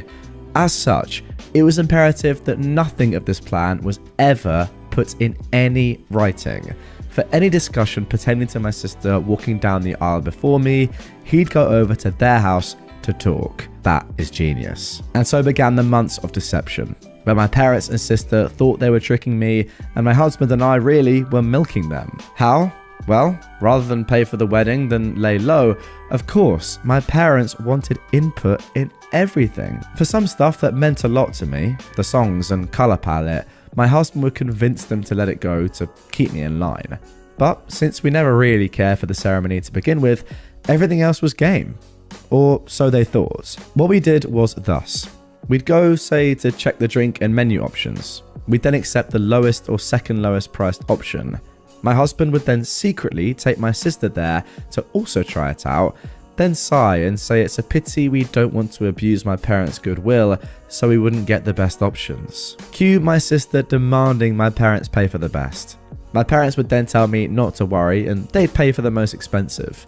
Same was done with the photographer. For the flowers, my husband handed my sister a bouquet of the flowers we wanted, then sadly expressed how I wanted some other tasteless flowers. Cue my parents telling me they wanted us to go with said flowers and they'd pay for it. Wedding dress. We hit a minor snag here. My parents wanted me to use a hideous dress. Okay, not outright hideous, but it wasn't my style and wouldn't look that good on me. We had planned on saying yes, then simply not using it, but my mum sent me a message about it, so there'd be proof I said okay. We had to go with me refusing in text and standing my ground. My husband went over there and said he'd see what he could do. My sister suggested ruining my desired dress so I'd be forced to wear the other one. He pretended to agree. During all of this time, they really did keep communications outside of any text. We made sure that had happened by, when my sister tried messaging my husband, have me reply to her. This solidified the I'm controlling and neurotic claims that my husband was making, so they believed it and never risked anything in writing. And maybe some people might not like the thought of their partner going around and talking badly about them to family, but I'm such a doormat that the thought of being painted as this controlling and dangerous woman is extremely funny to me, and I egged him on to do it. I guess I have a warped sense of humour. Oh, and my sister did try to flirt with him, but he acted conflicted. Also, to really sell that he was with them, my husband would pretend to tell them things without my knowledge, but he never told them we hired security. It was really funny. My husband and I, who had sincerely considered a courthouse wedding to focus costs on our honeymoon, having this extravagant, expensive wedding, barely spending a dime. We called it back pay for emotional damages from my parents. I think that my husband, okay, he just confirmed that I'm right, was enjoying the whole tricking them more than actually planning our wedding. I didn't think it was possible to witness a guy beaming at the thought of wasting his whole Saturday doing a car trip to discuss wedding details with his in-laws, but here we are. Soon the day came. The plan that my parents, sister and husband had come up with was wait until everyone was seated. Since the bride always comes out late, they'd have my sister arrive at that precise time to avoid me seeing her and trying to stop it, and walk down the aisle. By the time that I'd heard what happened, it would be too late to do anything. As for my dress, we saved some of the leftover fabric from my dress alterations, and my husband took that to my parents' place. My sister still lives with them even now, and showed them as proof that he'd ruined the dress. Then he said he had to go back to me as I was raging and he needed to calm me down, and he'd see them at the wedding. We made sure to keep our actual security hidden at first. As the guests and my parents arrived, all they could see was a woman with a list of names to check. Only after my parents arrived and sat down did we bring out security. A guy that looked like a bodyguard. We told him to not allow my sister in, and even agreed on paying a handsome tip if he didn't reveal that we told him that. Soon the time arrived. My parents got a text that my sister was less than 5 minutes away, so my dad went and told people to start. My bridesmaids had been told to follow his lead beforehand, so they obeyed without checking with me. After they all went down and took their places, my dad stood up at the entrance as if waiting for me. During this, a friend not in the wedding party texted me to get ready. This is because if my husband or bridesmaids took out a phone and started texting, people might notice. This friend was in on the plan. She's my husband's friend. As willing to help stir drama as he is, I didn't care about being a bridesmaid or anything. Well, as soon as my dad took his position, the bridal song started playing. The doors open, and I come in. My dad looked aghast at me being there. He tried glancing behind me, but you can't see the venue entrance from where we were, so he couldn't see what happened to my sister. And then his phone rang. I saw the caller ID and it was her. He just left me there with a mumbled, "Something came up." There were gasps and confusion all around. The friend in on it loudly asked what happened. I lied and in a teary voice said he told me it wasn't supposed to be me there. Now, that's not what he said, but my husband and I agreed that if he dared leave me, I should say that to make him look the worst possible. As for the tears, I wish I could just say it was my stellar acting, but no. Despite everything, a part of me didn't think he'd go as far as to abandon me there. that the sister thing wasn't true, but an elaborate joke. I don't know. I was hurt, and I still am, so I was sincerely trying not to cry. You know what? I think that's an important part of the story right there. Despite all this elaborate revenge, still, it's drummed into you in that very moment that your dad just clearly doesn't love you as much as your sister, to an unbelievable extent, and that he really is a terrible person for that. I mean, to abandon you like that on the aisle on your wedding day says a lot about him. And to be fair, it vindicates this entire revenge. Let's carry on. Now, that same friend then loudly went, "What did he mean by it shouldn't be you?" So that as many people as possible could hear and spread it. Then went, "I will go and check," and ran off. We decided to do this to make her create hell with the security and stop my dad from coming back and stopping the ceremony or something. At some point, my mum also left. At this point, my husband's dad quickly ran over and took my arm. He'd been forewarned that he might need to. Watching him run desperately to me helped me smile. I walked down the aisle to whispers as people discussed what happened. Some apparently left to check too. When I reached my husband though, all was well. He made me feel better, joking my sad face was so real that I deserved an Oscar, and don't worry, he'd rake them over the coals for what they did. We got married without a hitch. My parents didn't come back. I did notice a lot of people leaving, then coming back during the party, but nobody dared tell me what was happening. Someone did come and whisper in my husband's ear, and he went out. He came back after a while, with a thunderous expression, but whispered in my ear that he needed to go and hide somewhere before he broke character and started smiling. Well, what happened is, it worked. The following is the summed account from friends, family, the security guy, and my husband that I received afterwards. My sister did arrive in a wedding dress. The security refused to let her in.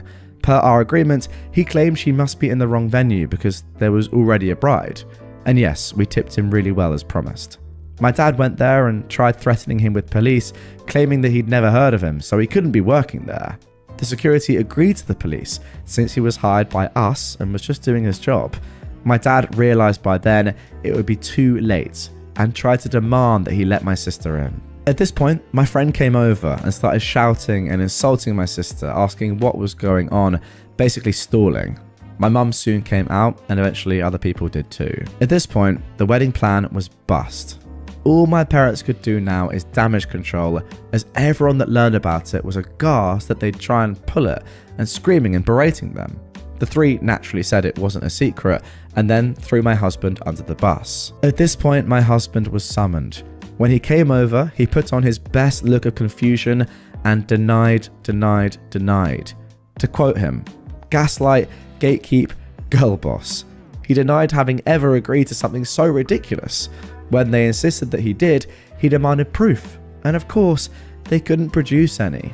All text exchanges they could produce were about normal wedding decisions. My sister was scream crying and apparently sat on the floor kicking her legs like a kid. My dad looked like he'd beat my husband, but security and other people held him back. Of course, they said they had no proof because my husband told them not to text.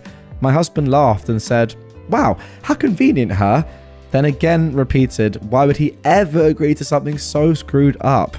He told them a new one about being awful parents, then said he wasn't going to let their stupid plans and lying get in the way of his wedding, and he went back to me. Oh, this is just working out so phenomenally well, I've got to say. No one believed them. The venue had cameras, but they refused to show me the recording as that was only for security purposes.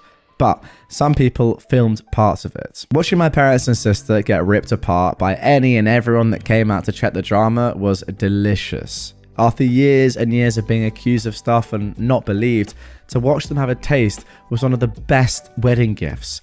My mother was crying. My dad kept changing from purple to white. My sister was still on the floor, crying and screaming. They kept insisting that my husband was in on it, but people kept asking, why would my husband agree?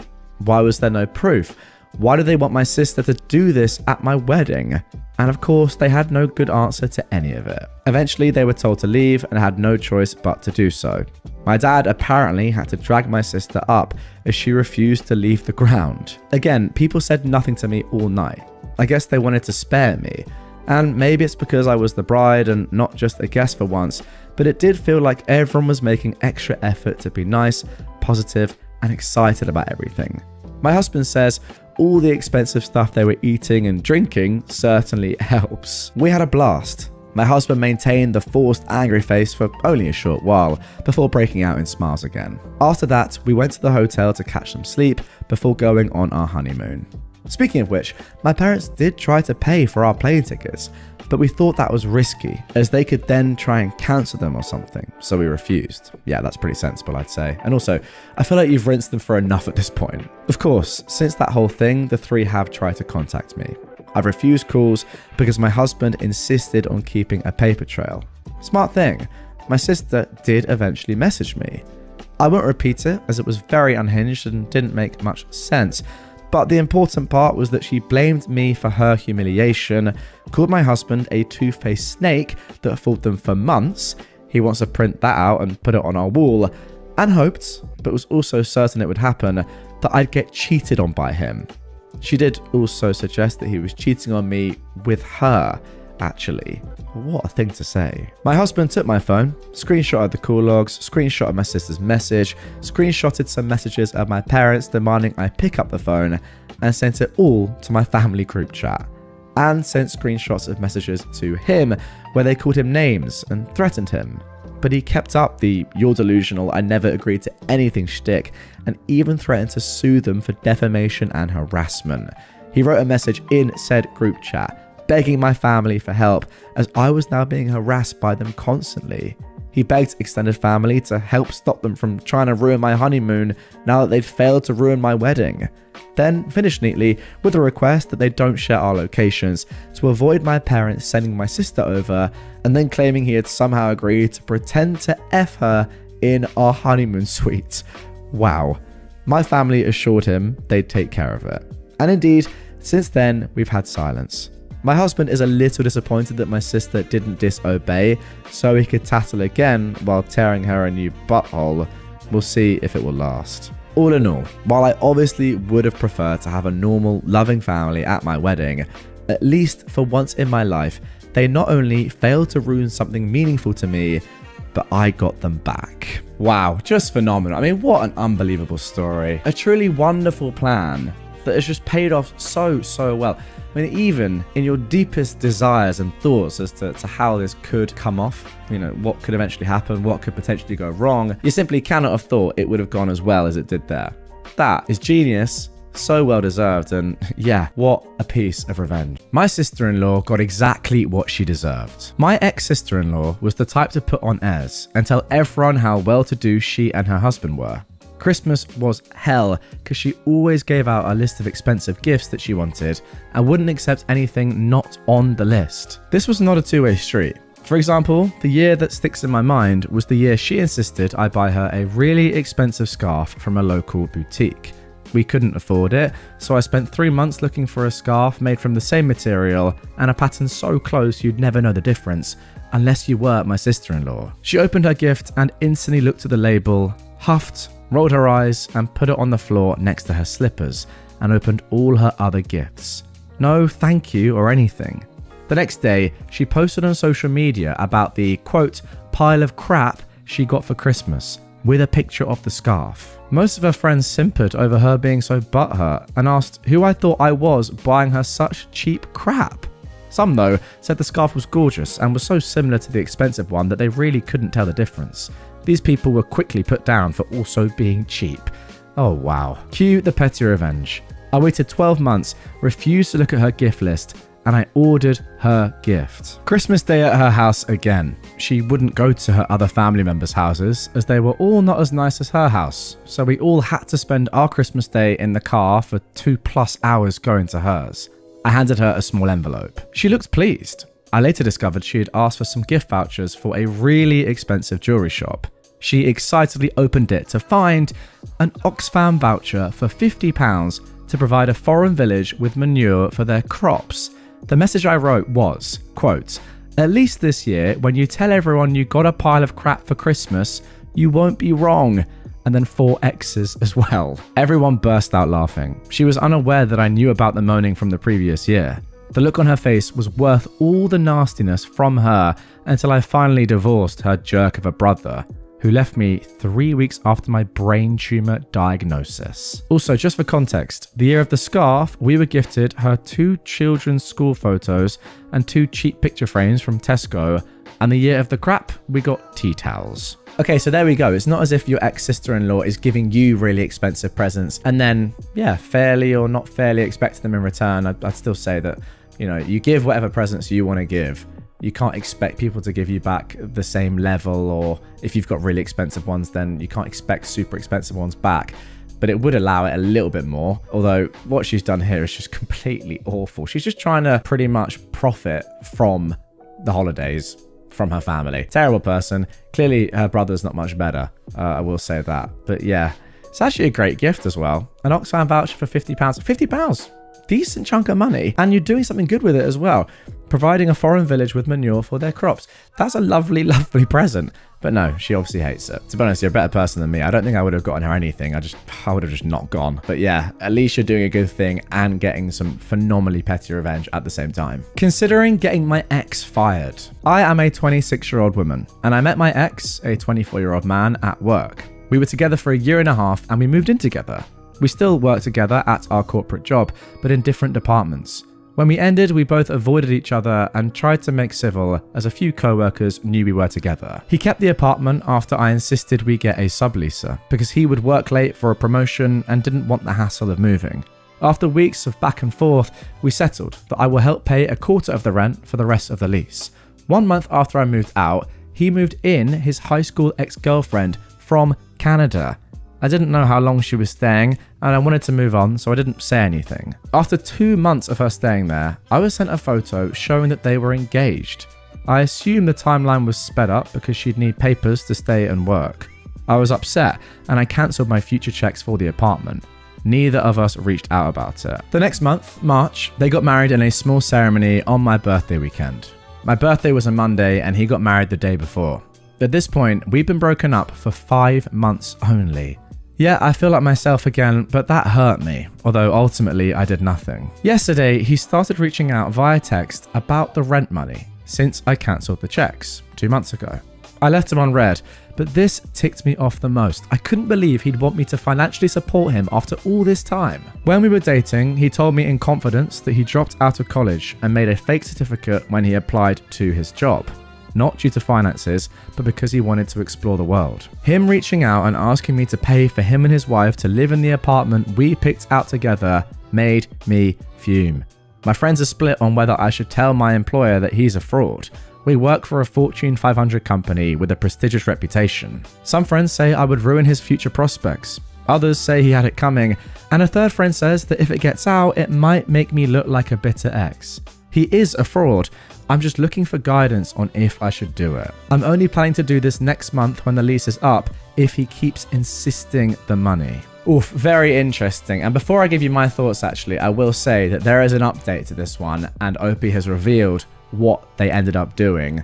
But for me, I would say that if you can do this and get away with it anonymously, definitely do. But if there's any chance that it could negatively impact you, I would say don't bother. It's not worth it.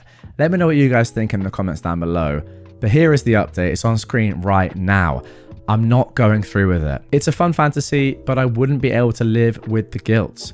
I'm not paying him anymore. His wife is responsible for the rent since she lives there. I'm going to let it go now and live my life. I really do hope the best for him and wish him luck.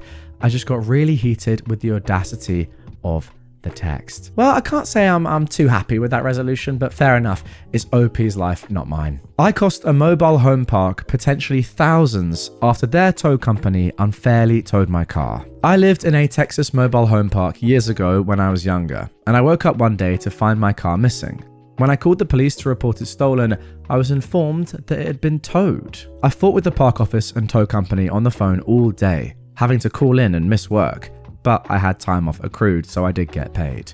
They had towed my vehicle from my own driveway in the middle of the night.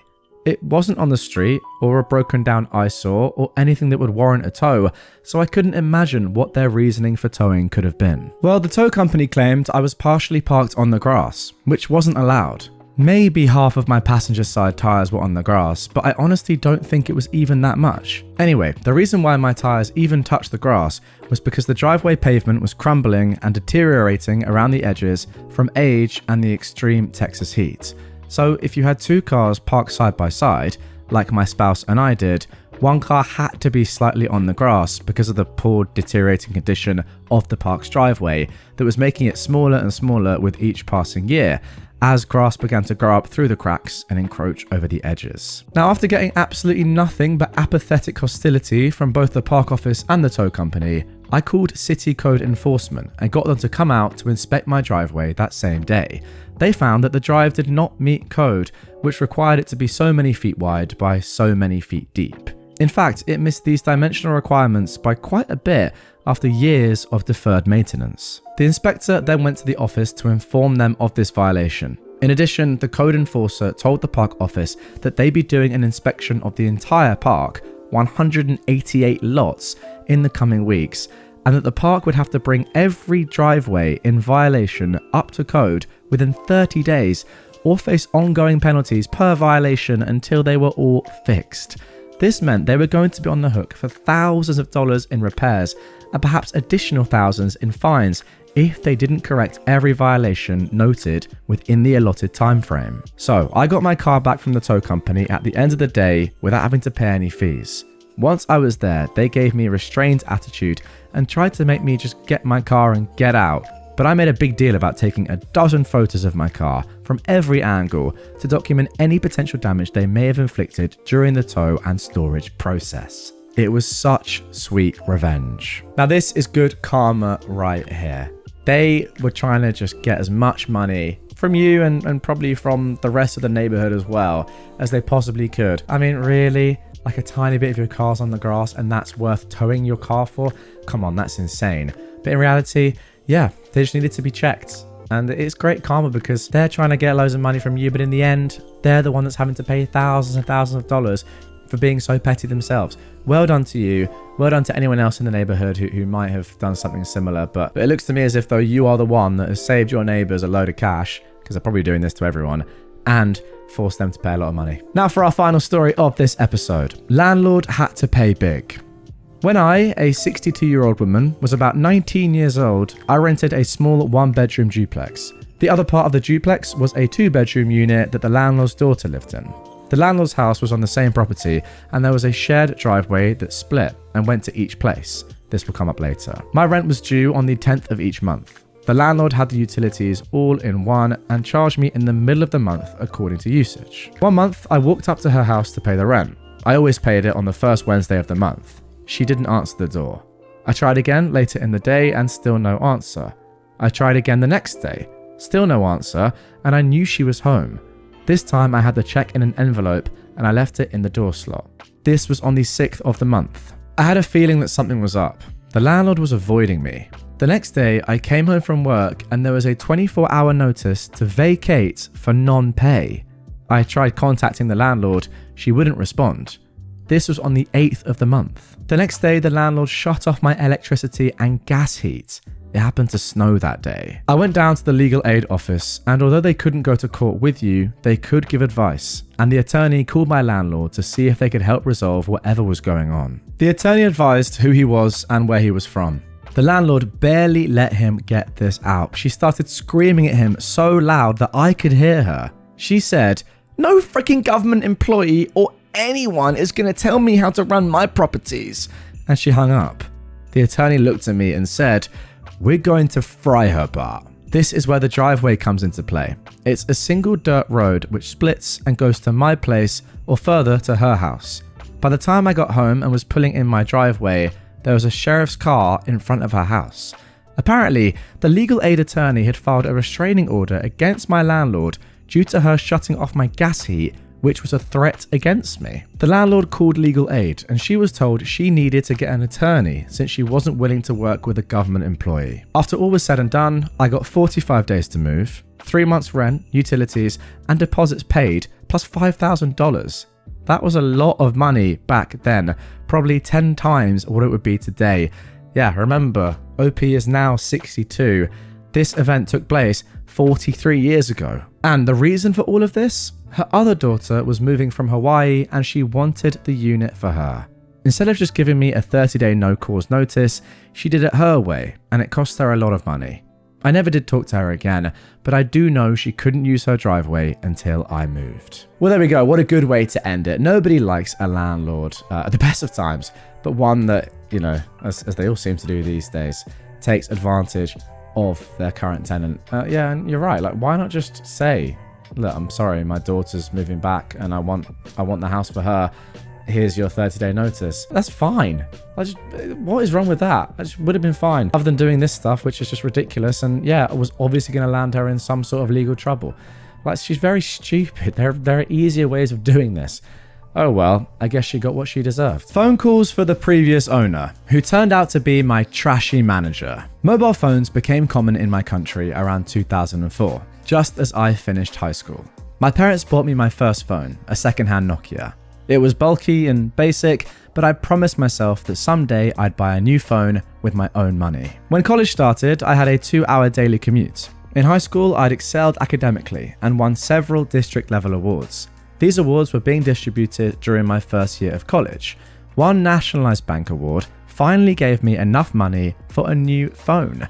I bought a Sony Ericsson K300i and a premium SIM card, not realizing it had been abandoned by its previous owner. If you guys remember Sony Ericssons, which by the way I believe was my first ever phone, drop me a comment down below. By the third day, I started receiving calls for a guy named Bitsa from various financial institutions.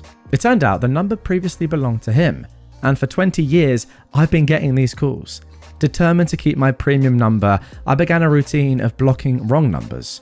Back then, blocking was device specific, so each time I got a new phone, I had to start over, keeping a list of numbers to block. I got my first job after graduating in 2009. Around 2010, I was assigned to a new project with a notorious reputation for burning people out due to a nefarious project manager named Bits. I didn't know his full name for quite a while.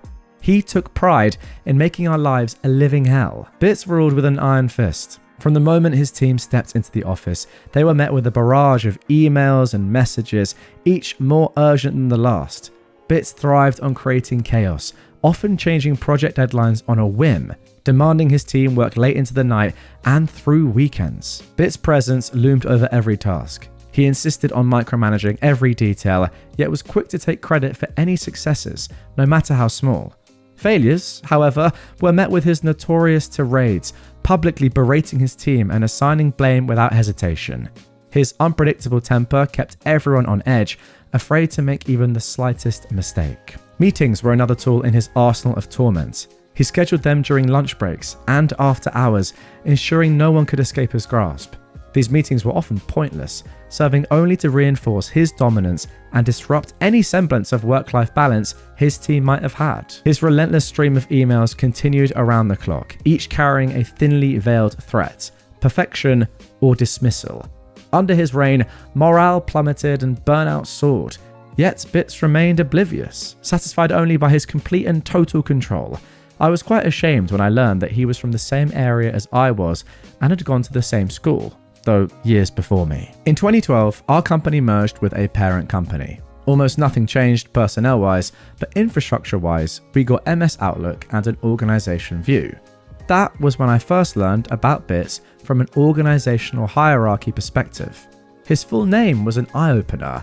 It was Bitsa. Now, the name was common enough, but at the time, mobile numbers had an area-specific pattern, so I already knew that the previous owner of my number was from the same area as me. Still, it could be someone else. I wanted to dig deeper. I talked with an old mentor who lived in the same area and had coached several high school students for the last 2 decades. He confirmed my suspicions. I won't go into the details, but it was evident that Bitsa and Bits were the same person. I'd been quite angry with this unknown person named Bitsa for almost a decade by then, and Bits had been the bane of mine and several others' existence for quite some time. This is where the revenge lies. First, I unblocked all the numbers in my phone. I was getting 5 to 6 calls daily on average, but after unblocking about 150 numbers, it increased to 15 to 18. My answering strategy changed drastically. Instead of saying wrong number, I politely explained that the owner had changed his number and provided his current number to update their database. Now, this is where I could potentially be the jerk here.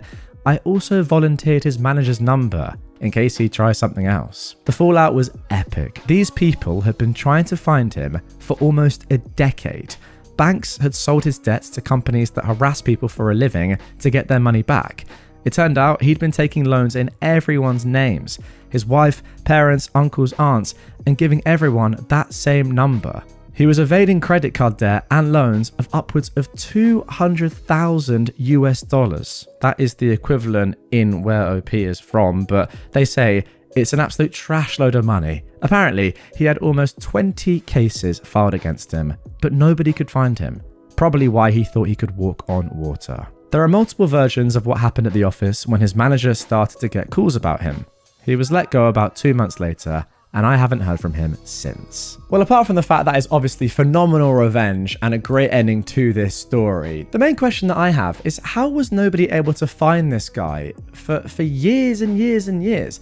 That's just insane. For example, if I'm a bank and I've lent a lot of money to an individual and they haven't even bothered to try and repay any of it, I am sending out a SWAT team. I'm sending out my best people. I'm employing the best company I possibly can to find him and make him pay that money back. Legally, of course, but you know what I mean. Why has nobody found this person before? Why has he been allowed to, as OP says, walk on water and just think that he's untouchable because so far he has been? I think that's a letdown in the system. Again, not entirely sure which country this takes place in, but that is the main thing that sticks out to me. Now, moving on to the revenge, from OP's point, phenomenal stuff. I mean, really, really good. I guess in many ways it's fortunate after all these years that you were getting all these calls. I mean, it's so lucky that in a roundabout way, that SIM card belonged to the person it belonged to. It must have been very annoying for that period of time, but knowing then finally whose SIM it actually was, whose number it was, you must have just been like, oh my goodness me. I hit the jackpot the entire time and I never knew it. So yeah, great revenge from OP. But again, the main thing that sticks out to me is just the clear structural failure of whatever country this takes place in to not track this guy down. Now for our second story of revenge. And if you thought the first one was satisfying, well, this one is equally so and potentially even more. We reverse gazumped a greedy landlord and it was glorious. Quote, gazumping occurs when an agent or seller accepts an offer you make to buy a property at an agreed price, but the property is sold to someone else. This usually happens when the vendor sells the property for a higher amount. Okay, that is a definition of gazumping, and having not been in that position, I can imagine it is unbelievably frustrating. Comment down below, have you ever been gazumped? I don't think it's allowed, but goodness me, if it happens to you, it must be awful. This happened 15 years ago, and it is one of the proudest moments of my life. My best friend and her husband have 5 kids together. They lived in an expensive city and rented an old 4-bedroom house for $400 per week. The house was very run down with a disgusting kitchen and stinky drains, but it was all they could afford at the time. Still, they made it work. The owner was a nice old lady who was extremely wealthy and very fond of my friend. She froze the rent for 5 years and promised to let them buy the house once they'd saved enough to get a loan from the bank. As she'd helped other people in a similar way, they knew they could trust her. And so they saved every cent they could. It took them 5 years, but they finally told her they were ready. 2 days later, the nice old lady passed away before anything was put in writing. Enter the new owners, the lady's 4 children, each extremely wealthy in their own rights. They inherited a huge portfolio of properties. When they first spoke to my friends, they assured them that the sale would still go through, but they'd have to wait until probate had settled. Confident, my friends started making some changes to the place. They started by stripping wallpaper, painting, and making plans. Finally, probate was settled, and the owners agreed to go ahead with the sale for the previously agreed price. My friends applied for the loan, but to their shock, it was refused. The owners had raised the asking price by $80,000 without telling my friends. To make things even worse, the house would be put on the open market. In 7 days, there would be an open house, and with the market the way it was, it would probably sell immediately. My friends were devastated. They might be able to borrow enough, but it would take longer than a week to get. To make matters worse, property prices had soared recently, and rents had gone up a lot whilst theirs had been frozen. Not only were my friends going to struggle to get the money, if the place was sold to someone else and they were asked for a higher rent or were evicted, it would be nearly impossible to find another affordable place with more than 2 bedrooms. I was scared for my friends, but I was also incandescently angry. Those greedy sods were some of the wealthiest people in the city. They were screwing over a struggling family for less than $20,000 each. They didn't need the money. It's pure greed, and it was obvious that they'd always planned to do this. So, while my friends scrambled to come up with the money, I started plotting. I looked up advice on what helps to make a sale. We needed to make the place as undesirable as possible without making my friends look like bad tenants. First of all, it has to be uncluttered. So we moved all the furniture in from the walls, added some extra furniture, and borrowed ornaments and hung a load of motorcycle memorabilia on the walls. The place felt much smaller. Secondly, the smell was very important. So my friend boiled a head of cabbage on the stove and we sprayed ammonia around the front and back doors because it smells like all the neighborhood cats have been marking their territory. We also poured 24 rotten eggs down the drain to make it smell like sewer gas. Thirdly, the neighborhood is obviously super important. So we obtained a moldy old couch and dumped it in the front yard of the neighbors across the road, with permission of course. Secondly, we also started calling friends for help. Anybody with a loud and trashy car was asked to do a few laps in front of the block during the open day. The street was unusually busy that day. Everyone we knew found a reason to drive by. It was practically rush hour. And thirdly, we called out mates from the rugby club, full contact football without any of that soft padding. A big portion of our club are very large men. The next door neighbour set up a barbecue in their front yard and we offered free food and cheap beer. They came on motorcycles wearing their roughest gear. There was quite a crowd. This is an amazing story. Can you just picture this in your minds, guys, right now? Just absolute carnage going on around these houses. Potential owners looking at the house being like, oh my goodness me, what have I just walked into? It actually reminds me of that scene from Fallout, if any of you guys have seen it, where the woman for the first time goes above land and just sees what has happened. And some of the creatures, they're huge, just the landscape is completely decimated. That's kind of what I'm picturing right now that this neighborhood has become. A lot of people showed up for the open day. Quite a few were in and out within minutes. One lady sat in her car and watched the party next door before driving away. The one bloke who stayed any length of time was brave enough to start up a conversation with somebody leaving the party. He asked if they were there often and was told every couple of weeks or so. They have an after party morning and the party the night before was 3 doors up. The partygoer also helpfully mentioned the troublesome drains that are always getting blocked by tree roots and stinking up the place. The potential buyer left without making an offer. So my friends were the only ones to make an offer. They still had to pay more than they'd planned, but not as much as the greedy idiots wanted. My friends signed the papers and paid the deposit that day. So when the brave buyer put in an offer of $30,000 more than my friends, there was nothing the owners could do about it. Strict anti-gazumping laws. I would have loved to see the owners' faces when they found out. Tell you what, I think I actually prefer that story to the first one, if that's even possible. But as I said, just the image that I had in my head there, just so good. A neighborhood just completely destroyed because people like your friends and were willing to do whatever they could to help them get the property they deserved at a good price. And obviously as well, it's good to see that there are anti-gazumping laws in whichever country this is. Wasn't 100% on that, but yeah, that is good to see. What's crazy is that somebody seeing this, you know, when they go to the open house and they see this, they were still willing to put in a bid. 30k over the original price that was offered by the old landlady to your friends, OP. Goodness me. Now, someone actually commented, where did this happen, out of curiosity? Any guesses down below before I reveal? Don't cheat. Pause the episode. Give me your thoughts. I'll give you some clues. Rugby club, football rugby club, barbecues, a lot of motorbikes, good people coming together to help out other people that are in need. That's right. If you said Australia, Sydney specifically, you were correct. Revenge on an animal abuser. One day, I was on my evening walk with my dog, and we came across a small dog standing in the middle of the street, shaking. Its hair was matted, it had mange, it was ridden with fleas, one eye was swollen and sealed shut with mucus. Its nails were so long it was walking on the back of its paws, malnourished and quivering. I was shocked. I called my wife to bring me a blanket and come and pick us up. While I was waiting, the door of the house in front of us opened, and out came a disheveled looking older man. He started calling for the dog to come inside. I absolutely lost it. I screamed at him, asking if it was his dog, and he replied it was. I asked him why it was in such bad shape, and he said, "She's sick and won't eat." I yelled at him there was no freaking way in the world I was letting him take her back inside. The shouting match lasted long enough for a few neighbours to come outside, who later told me he had another dog in the house.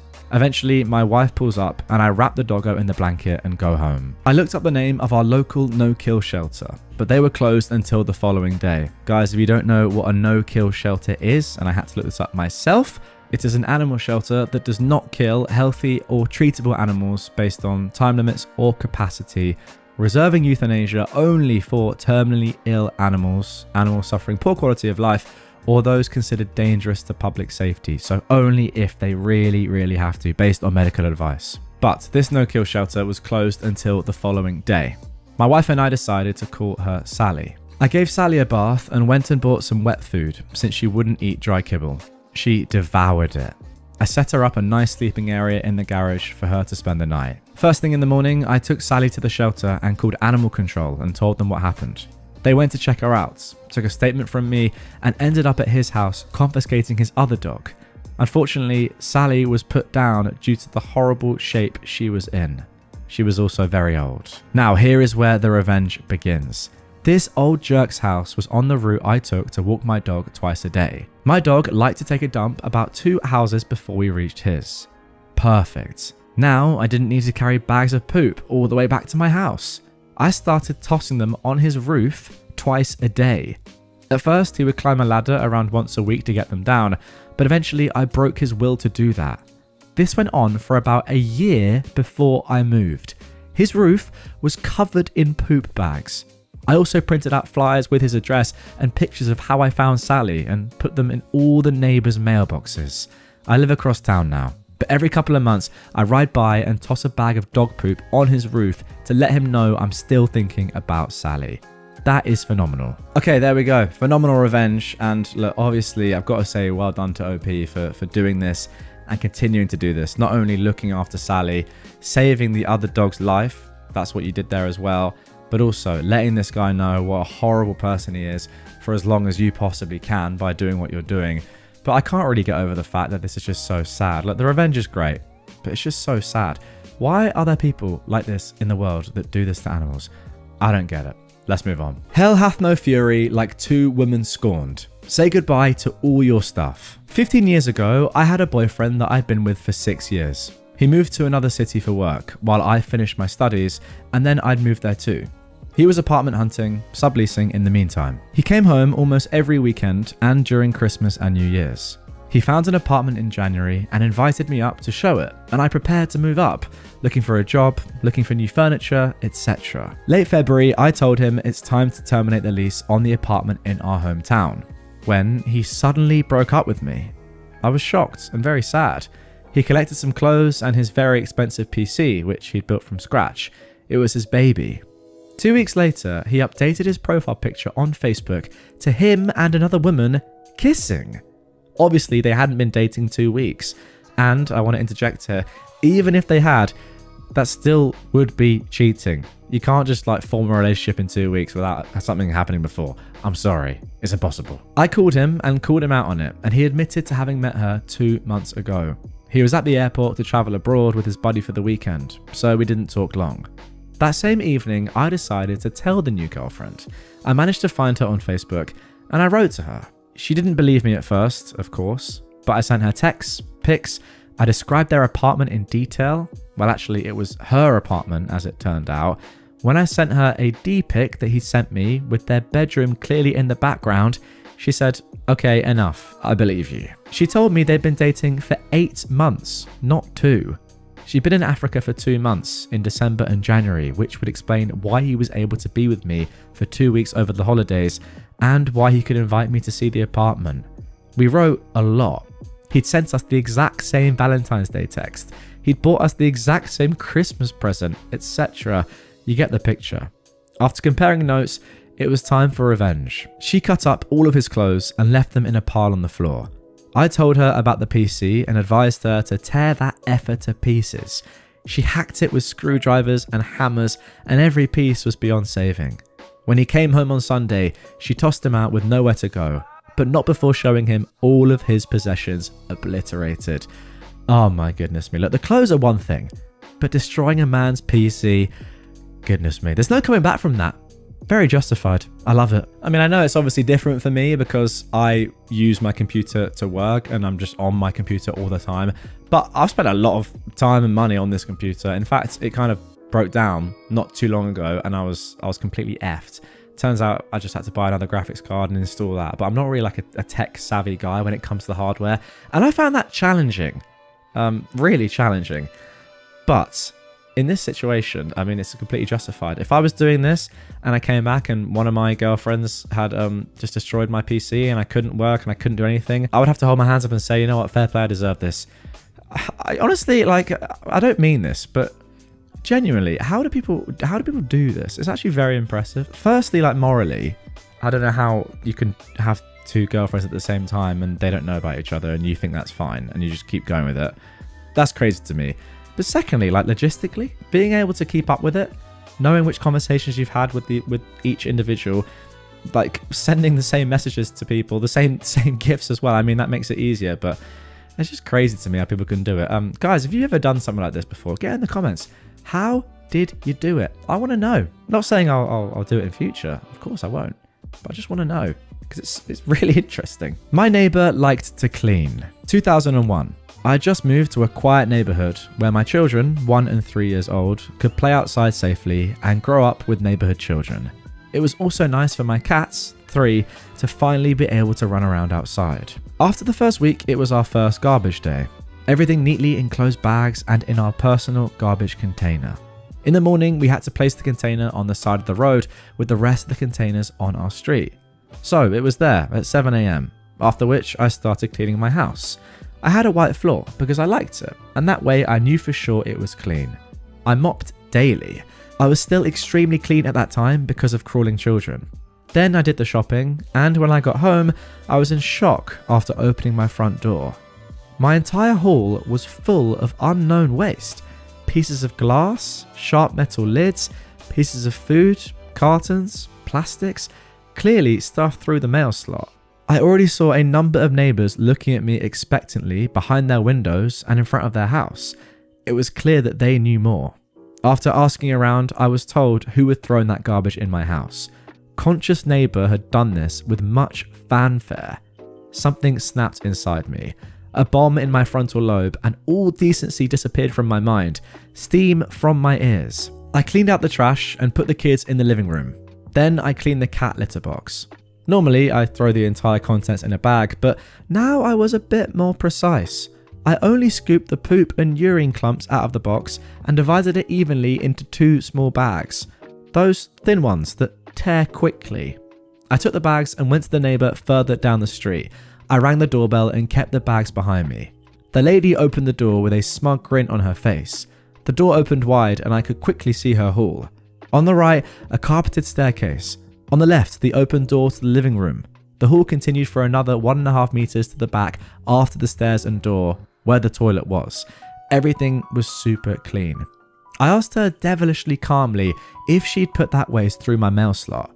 Her answer was yes, followed by the reasoning that because I was new here, that the loose waste that was lying around the place containers must have been mine, because before we lived here, that never happened. This was the moment that all the blood vessels in my eyes burst. The calm was gone. In a tirade of abuse, I made it clear to her that I had not been the polluter, and that if she had any decency, she could have spoken to me instead of jumping to conclusions and dirtying my house and endangering my crawling children and animals by dumping that waste in my house like that. With the message that if she liked to clean up so much, here please. And I threw the 2 bags in her hallway. One against the corner of the stairs and the other on the doorpost of the living room. Everything, really everything, was covered in poop and the splattered clumps of cat urine. With a warning/promise that if she ever thought of doing something like that again, I would smash all her windows, I turned around and went home. Everyone had seen and heard everything. I never heard anything from that neighbor again. No one ever thought of doing something like that to me again. I can still enjoy the face she pulled when she saw the bags flying. It was shock, fear, indignation, nausea, and despair all at once. There we go. Very similar to the first story of this episode. Again, phenomenal revenge. What an entry to the neighborhood, by the way. Just you come in happy, you know, I've upgraded, got a great house in a great neighborhood for my young children to grow up in and have a nice life, and you're hit with this. Like, it's disgusting. What an entrance. Also, her reason is a complete joke. Like, that's not a reason to do this, because there's been litter in that area before. Where's the logic there? It's just insane. I don't really know what she's trying to do. Just like kind of dominate you, or just show that she's the boss of this neighborhood or something. It's so weird. I've never heard anything like that before, but yeah, clearly she's a terrible person. I wonder if you could actually press charges, because as you say, she genuinely is like massively endangering your children. They could easily die. Like, if you were in the house and she chucked all this stuff through the letterbox, they could die in so many different ways. They could choke on anything. They could, get a plastic bag on their head. They could like step in the glass. I mean, they're crawling everywhere. It's obviously going to happen. They're 1 and 3 years old. I think you should press charges against that, to be honest, if you have the evidence. But yes, great revenge nonetheless, I must say, and it's good that this is not going to happen anymore. Revenge on a hacker. One day, I get an email from a hosting provider telling me that attacks are being launched from our server and I need to look into it. I find that there is indeed a hacker in our server. He was using an app to anonymously control his bot network, among other things. I looked at the app he was using and discovered that it was an open source project. I then downloaded the code for this backdoor, modified it to log everything to a file, and replaced his app with my honeypot version. Over the next 6 months, I collected every scrap of information I could on this guy. I then used that information to take over many of his online accounts, including his main email account. That was the account where he had registered all of his services to, so I was able to issue password reset requests for everything he owned. I gained control of 6 other email accounts, 24 IRC accounts, his Facebook page, his dating profile, numerous websites, and the backup site he used for his cell phone. I have his phone number, his mum's number, and his girlfriend's number. I know his address, his birthday, the schools he went to, even his favorite foods and music. After I took every single online account he had ever had away from him, I sent a nasty email to his internet service provider in an effort to extort yet more information from them. In that email, I said some very unkind things about the monarch of Indonesia and how I might smear the monarch publicly if I didn't get the information. The hacker disappeared immediately after that. I've looked for him at times over the last 15 years since, and he's not resurfaced. The Indonesian lese-majeste laws regarding insults to the monarchy are not to be trifled with. The prison term for such an offence is 15 years. Okay, that is the end of the post, but I still have some more questions. Hopefully the comments down below will clear things up. I'm just not entirely sure where this takes place or what exactly the connotations are of this email to the ISP about the monarch of Indonesia and exactly what that means. But let's jump into the comments, because OP has responded to a few people. First of all, he says that he did in fact use the wrong words to describe the Indonesian law. Indonesia has a president and there are severe penalties for defaming him. I do know for certain this hacker has not resurfaced yet, though I cannot provide this was the cause. The current Indonesian Criminal Code, to be repealed on the 2nd of January 2026, criminalizes defamation of the president and vice president of Indonesia, inherited directly from similar laws in the Netherlands. This was then inherited by Indonesia with threats of imprisonment from 18 to 54 months or a huge fine. Somebody replied to this saying, "You're not Indonesian, right? He's definitely wrong here, but sounds like you might have killed him." And then, just 40 minutes ago, at the time of recording, OP replied saying, "The idea that I may have gotten him killed is something that haunts me." Somebody else asked, what was the risk level to yourself by taking these actions? Are you in Indonesia yourself? And OP said, "I violated numerous national and international computer laws, and I've scratched Indonesia off of my travel list. But the only real danger is if I've harmed him. Then my past and current posts clearly show where I live." And finally, someone said, "This is cool. I don't know, but it sounds to me a little bit like it was written by a 15-year-old that definitely doesn't know how to do any of that, but thinks they do. Also, this isn't really nuclear." A lot of people in the comments were a little bit dubious if this was real or not. just because it is a little confusing. But then a little edit below from the same commenter saying, okay, actually, he did in fact send me a link to a site that looks like what he described, although half of it isn't in English, so I'm not sure. But I guess I stand corrected. My bad. And then someone down below has said, speaking as a computer guy, this sounds pretty legit, except for the open source botnet, that is.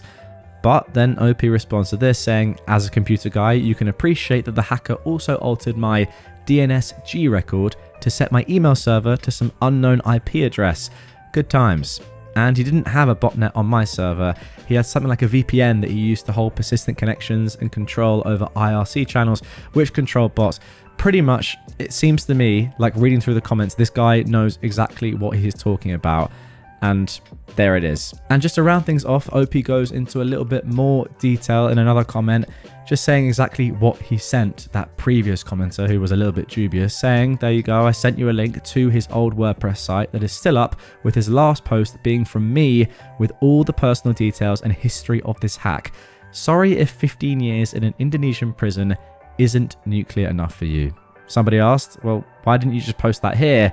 OP says it's against the sub rules on doxing, but then again has sent it to that person. Now, look, I don't have that. I can get it. I'm not sure exactly what it will do. I mean, I can message OP and try and get it for the video. Let me know down below if you guys want to see that in future. I'm not sure if I should necessarily be sharing that sort of information because, you know, again, that is doxing. But look, you can see on screen, if you are watching this on YouTube, that OP is actively sending this to people as evidence of this entire thing being legit. And to be honest, I can't quite believe how serious the ramifications are of what he's done for this hacker.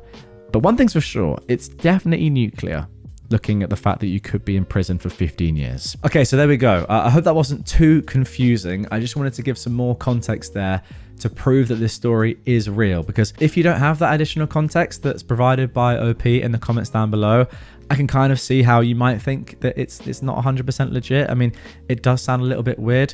Just to sum up what I think has gone on there, I think he sent that email to the guy's ISP on his email. So he's hacked into the hacker's email and has sent that to the ISP. And then in that email, OP has included some very unkind things about the monarch of Indonesia. So there we go. Yeah, very interesting stuff. And yeah, as I said, just wanted to give some more context there so that you guys know it's legit, because I know quite a few times on this subreddit, we see stories that, let's be honest, probably aren't 100% true. I don't mind a little bit of exaggeration, but it's nice to know that when you do see a story like this, it is legit and it did happen and OP has the evidence. But yeah, there we go. Get your comments in on that final story. Did you understand it? Was it a little bit too complicated? Did I make it clear?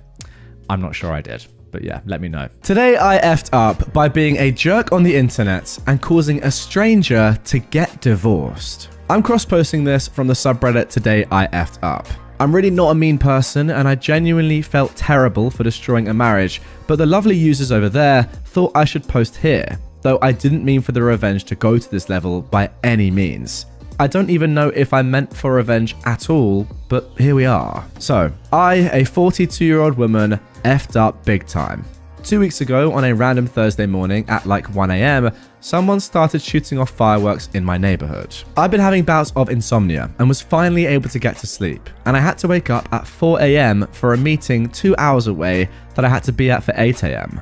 I was fuming, and so were my dogs. I love fireworks, but I think there's a time and a place. Thursday morning at 1 AM is not it. I posted to the neighborhood Facebook group a few hours later during a coffee break about people that set off fireworks at 1 AM midweek. After I make the long drive home, I check my Facebook. Some guy comments that I can't sleep because I'm a fat pig. Now, I'm chubby, but not sloppy fat. Plus, I just lost the equivalent of a fully grown male wombat, or 54 North American grey squirrels, so I feel freaking awesome about myself. Now, this is where I may have really effed up. I respond to the guy, who was maybe mid to late 30s or very early 40s, about the same age group as me. I write in a comment beneath his, "Listen, guy's name, I'm sorry I had to end things, but I just didn't have the same feelings. What you're saying now is just hurtful and mean. Please stop sending me messages and commenting on my Facebook posts. It's just a pathetic way to contact me. I told you a dozen times already. We are done. It's over. The following day, I had to get to the airport for an out-of-country vacation that had me getting up early and leaving early as heck. So I don't check my Facebook during all the craziness. Also because I'm only on it sparingly. I don't live on my phone, and when I am, I'm usually on Reddit or TikTok versus Facebook. I couldn't check my Facebook even if I wanted to. I was on a cruise, and I'm not paying $25 a day for internet, and the country we visited didn't really have the greatest Wi-Fi. Besides, I was having a blast, leaving the chaos of the world behind. I signed back in on Monday night, and frick.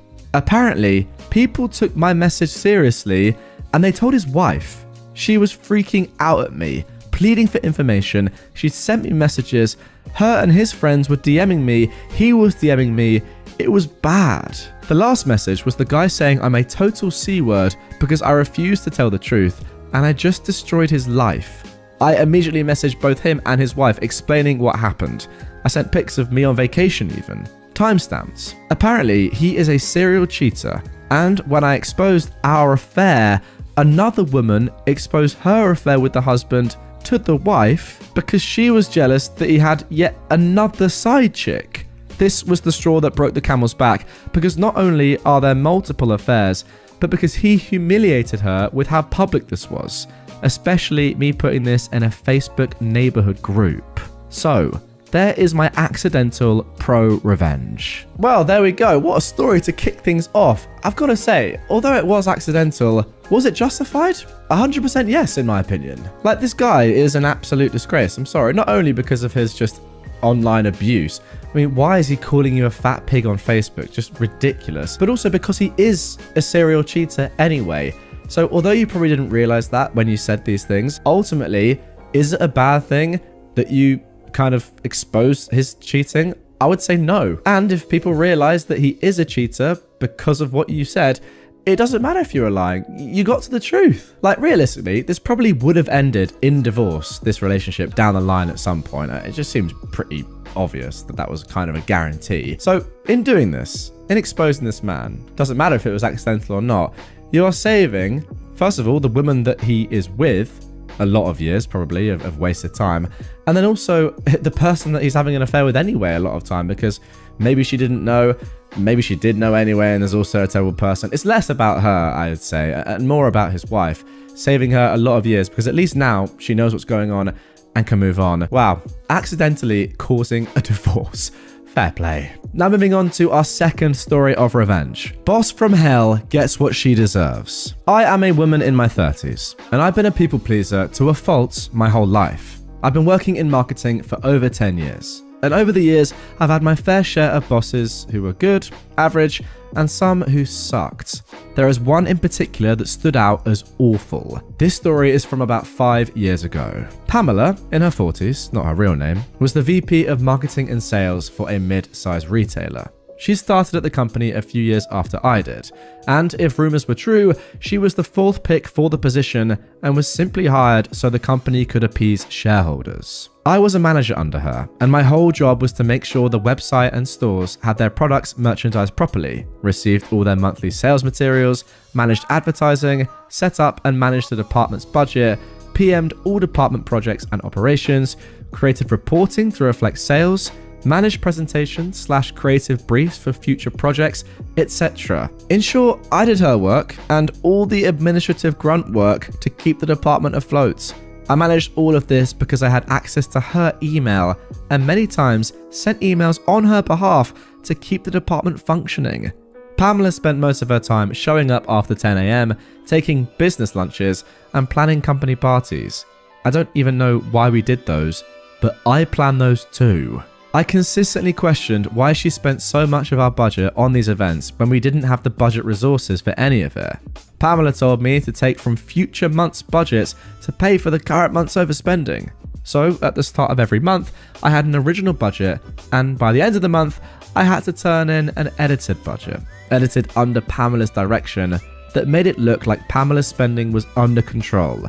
This is important for later. I definitely made mistakes here and there, being in charge of so many tasks, and constantly found myself working 12-hour days, split between being in the office and working after my kid went to bed. Weekend work was also done before my family woke up and then after they went to bed, my word. During Pamela's first major holiday season, sales were awful. Pamela kept changing her mind on the visuals for the stores, kept bringing on new advertising and PR agencies to bring in sales.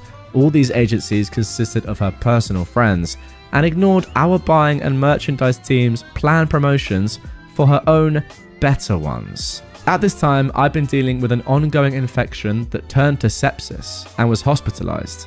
The doctors and my husband said it was due to the stress of work and that I needed to take a break. As I recovered, I realized how much I was hurting myself, my family, and even the company I work for. Eventually, my old habits got to me, and I got on my phone and checked mine and my boss's emails. What I found made my blood boil. First, I got a lovely bouquet of flowers from upper management wishing me well, and I knew that Pamela organized the delivery. She sent me her favorite flowers. I went to her inbox to put the receipt in the correct folder to send to accounting when I got back, and at the top of her inbox from the past 3 days were emails clearly not related to business. What I found in her emails was Pamela emailing her personal friends, grabbing about how I can't just shake off sepsis and get back to work. She also complained that she couldn't find any of my notes, spreadsheets, or documents for any of the work she was technically in charge of. They were on our shared drive labeled very clearly. Finally, I found an email she sent a friend from a previous company asking for advice on how to bring in sales and save her job. In this long thread, this old colleague asked if there was anyone managing most of the work, and of course, Pamela said I was. This colleague explained that clearly it was my mismanagement that was causing issues and that I could be blamed if sales didn't pull through by the end of the season. Pamela mentioned that I was in hospital and repeated comments from her other email thread. This person said that she couldn't outright fire me because it could seem like retaliation as I needed to take emergency medical leave. But if Pamela could prove I was stealing from the company or misusing company resources, then she would have grounds to have me fired and then use me as a scapegoat. Upon my return, Pamela called me into her office and said she was worried I was taking on too much and wanted to take work off my plate. She announced that she was taking managing the department budget off my plate. She asked me to only drop off a small stack of invoices to accounting. Additionally, Pamela told me that under no circumstances was I allowed to talk to accounting about anything regarding budgets. Also, if I had any concerns about the department or workload, I wasn't allowed to go to HR. I had to discuss it directly with her. Oh, yeah, I could see where this was going. Unfortunately for Pamela, I had built a rapport with Lois, who was our main accountant. Lois always said that she would do everything in her power to help me, should I ask. Knowing this, I grabbed the stack of invoices off Pamela's desk to give to accounting. I also added the email threads that I read while I was in the hospital and the current unedited budget that Pamela hadn't touched yet for the month.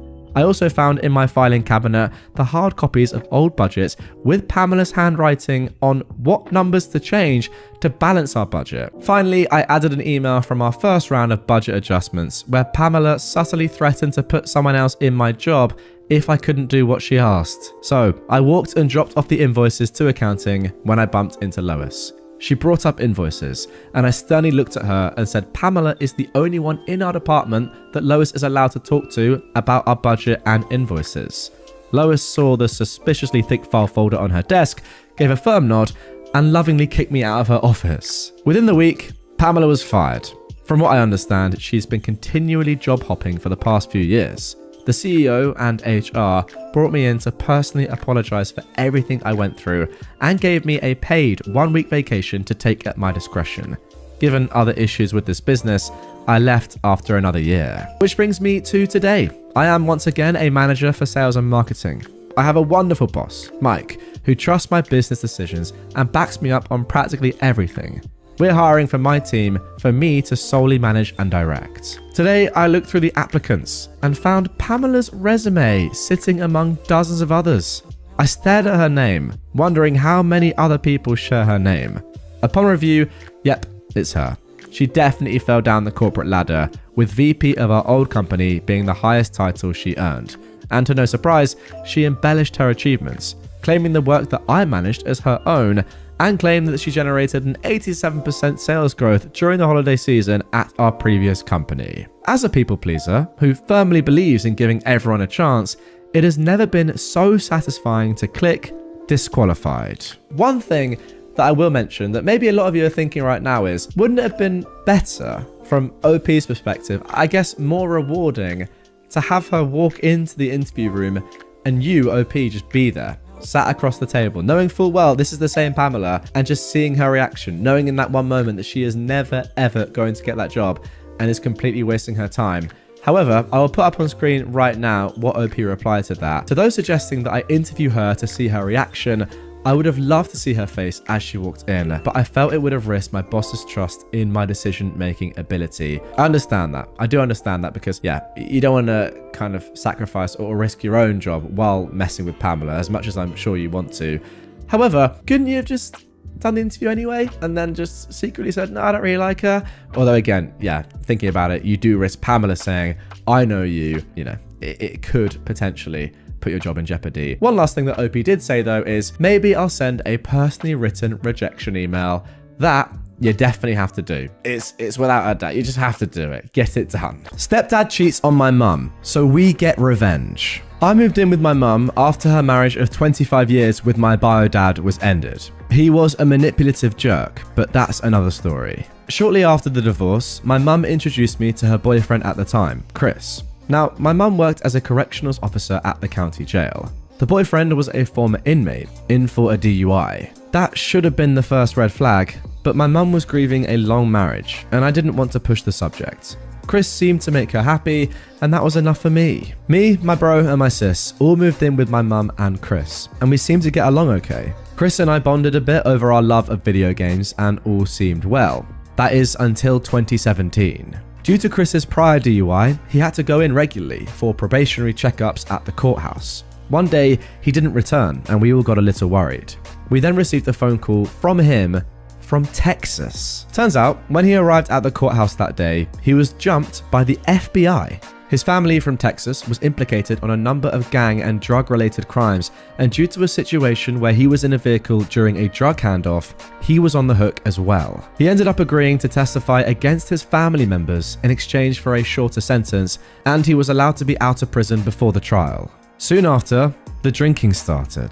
Now, obviously because of his DUI, Chris was clearly no stranger to drinking. He began to drink more and more, to the point where he was consuming half a 24-pack of beer a day. Chris was a mean drunk. He regularly started fights when wasted, and while they never got physical, he wasn't exactly kind with his words.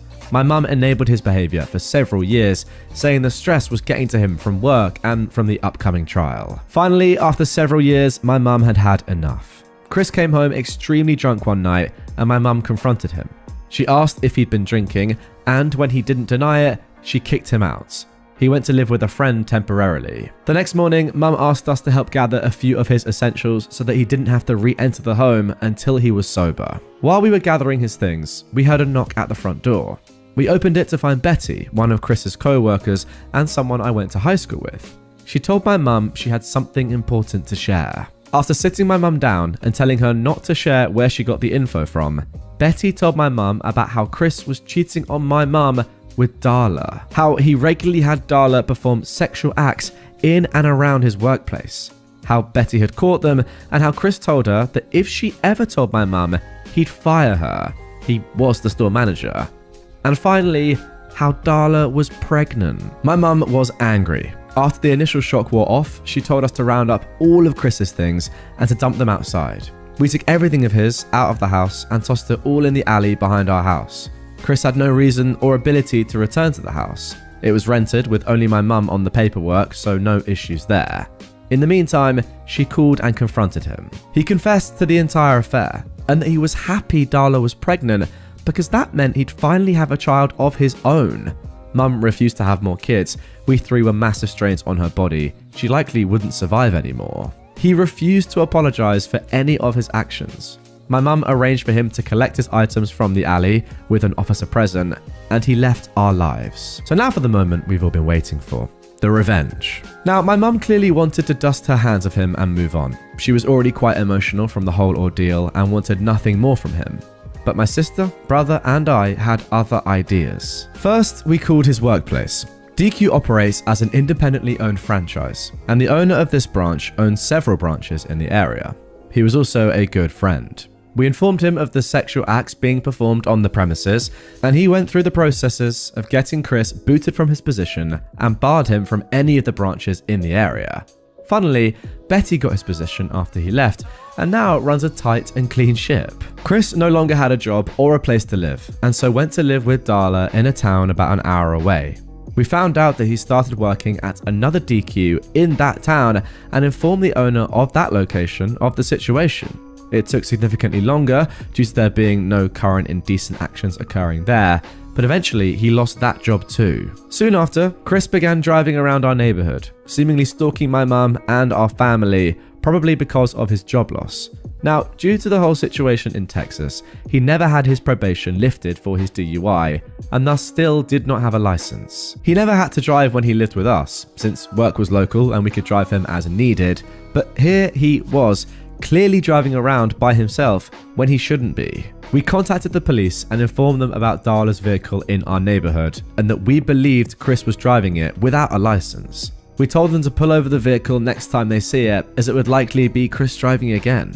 Sure enough, a few weeks later, we were told that Chris indeed was pulled over and sent back to the local jail for driving without a license and while intoxicated. The police also did a search of the home he was staying at and found several guns at the premises. Since he was a felon, he was not legally allowed to have weaponry on the premises, meaning there was more jail time tacked on. By the time his jail time had finished, it was just in time for him to be sent back to incarceration in Texas for the trial. Chris's son was born while Chris was in prison. Darla evidently realized what an absolute butt Chris was and cut ties with him while he was in prison. During his prison time, Chris started sending tons of letters to my mum, stating how sorry he was, pleading to take him back, and ranting about how it wasn't his fault. This was all in the same letter, mind you. Mum burnt every one of them. We moved on, moving out of states. Chris evidently got out of prison some years ago and now lives in Kansas, struggling and fighting child support, which Darla sued him for. Mum now has a new boyfriend who treats her right and cares a lot more than Chris ever did. My brother and sister moved on and out, and I still live with mum, assisting her with the newly purchased home that we've been renovating. Life's looking okay. I was reminded of this story by a chat with a co-worker about cheaters, and I thought to post it here for others to enjoy. Well, to be honest with you guys, the first thing that kind of springs to mind, or the first reaction I have after finishing that story is, wow, Chris was driving around your neighborhood in Darla's car under the influence and with a gun probably as well. That is extremely scary, and I'm kind of, well, I don't know, I kind of want to say that it's lucky that you guys weren't affected or harmed, or that he didn't find you first. I don't know what else he could have been doing that other than trying to look for you and get his own revenge. That sounds terrifying. So look, great revenge and all, but genuinely I think that could have gone so much worse. Wow. Like, look, I'm all for good revenge stories, but by tracking him down and getting him fired again, which, yeah, I can't argue, is great revenge in isolation, that made him come back to the neighborhood and look for you guys, right? You know, and we know what he's like, as I've just said, driving under the influence with a weapon. So yeah, like, good revenge, but also there could have been a really, really tragic ending. So I'm not entirely sure how I feel about that. Maybe that revenge went too far. Obviously, in the end, it was fine and it was good revenge, but think of the potential consequences. What do you guys think about that? Sometimes does revenge go too far? Would it have been fine just, you know, making him lose his job in the neighborhood you're in, and by the time he's in Kansas and stuff, just leave him to it? That's enough. Because again, you don't want to damage someone to such an extent that they then have nothing to lose anymore, because I think that's what has kind of happened here. Let me know in the comments down below. That is it's a controversial one, but yeah, I reckon that might have been a bit too far just for your own safety. When your racket with the local cops bites you in the butt internationally. This happened a few years ago when I was serving overseas with the US military. The location I was at was in a poorer area. There's a fair number of panhandlers, a lot of petty crime, and just people doing stupid stuff. Well, one racket that goes on in this area, and apparently in other areas of the country too, is the local cops incentivize reporting vehicles without a date inspection sticker. Apparently, they give these people access to the inspection database if they think the sticker is fake or stolen, which actually does happen. If you drive a motorcycle, one of the things they tell you when you're in process is to keep the sticker in your wallet and not on the vehicle, or else it'll just get peeled off. Anyway, what these people will do if they find a car with an out-of-date sticker, or if they run the plates and find it's out of date, they'll jimmy the door open, steal every single thing out of the car, and leave a note that they've taken it to the police station. The idea is that you show up at the police station to get your stuff, and they force you to pay the fine for an overdue sticker, and then give you a deadline for an inspection, or else you'll get another fine. Well, I came out to my car one morning, and lo and behold, there was a note on my seat saying that all my stuff was at the local police station because my inspection sticker was fake and I had to go and get it. Now, not only am I late for work, my kid's also going to be late for school because there's no bus and I have to drive her every morning on my way. Also, my inspection sticker is not out of date, so I've got no idea what's going on. Now, here's the thing that was extremely problematic. I put my passport and my wife and kids in the glove box because I was taking them to the base to get some paperwork done. I was also going to grab some paperwork for my wife to apply for a new passport because hers had expired. I'm very forgetful, so I put them in the night before and made sure the car was locked. Yeah, dumb mistake. Anyway, I get to the station, ask them what the heck is going on, and then when I have them look at the inspection documents that the guy had taken, which clearly stated the car had been inspected and was current, they apologized and told me they'd give me my things back and I had to wait there for a second. I asked to file a police report for theft, but they looked at me like I had 3 heads and told me nothing was stolen, even though somebody broke into my car and took my things. This is when a light bulb went off in my head, and this might fall into the unethical category. The guy had taken official US passports, which might be a problem, but probably nothing would come of it since they were turned right into the police. However, I asked him where my wife's passport was. They told me that whatever is there is there. I said I needed a police report because I needed to contact the US Embassy about a stolen passport and the fact that this police station would know exactly who the person was that stole it because they had dropped off my things that morning. I've never seen someone's attitude change as quickly as that cop's attitude changed. He tried to talk me out of filing a police report, but I was pretty insistent, so I went ahead with the report, and then I did contact the embassy and reported the passport stolen and gave them all the information of the police station. And when I got the police report, I emailed it to them as well. I wound up getting a free passport out of it for my trouble. The embassy told me they were going to handle it, and from what I heard, the person who broke into my car actually got arrested and fined, and was looking at additional charges because he stole foreign documents. I really would have liked to be a fly on the wall when one of the local cops rolled into wherever he was and told him to come with them. I don't feel bad at all. Hopefully the dude learned his lesson and I didn't have any further issues until I went back home. Okay guys, look, I'll be completely honest with you. I don't really understand what's just happened there. It's not often that this happens, I'll be honest, because a lot of these stories are pretty self-explanatory and the revenge is, you know, it's kind of makes sense or it's obvious. I don't get it. Why is the fact that, I don't know, maybe I'm just barking up the wrong tree, but from my point of view, something is awry or something is unethical because OP's wife's passport has already expired. I just don't get it, right? I don't understand. So what happens is they take all the stuff, hand it to the police, then you go to the police to get it back, and then they say, actually, you need a date of inspection or whatever on your car, pay for that now, so you get a fine. You know, obviously a bit backwards, but yeah, that's I guess, some sort of racketeering with the local cops. However, what is it about OP asking where his wife's passport was that made this into some form of revenge?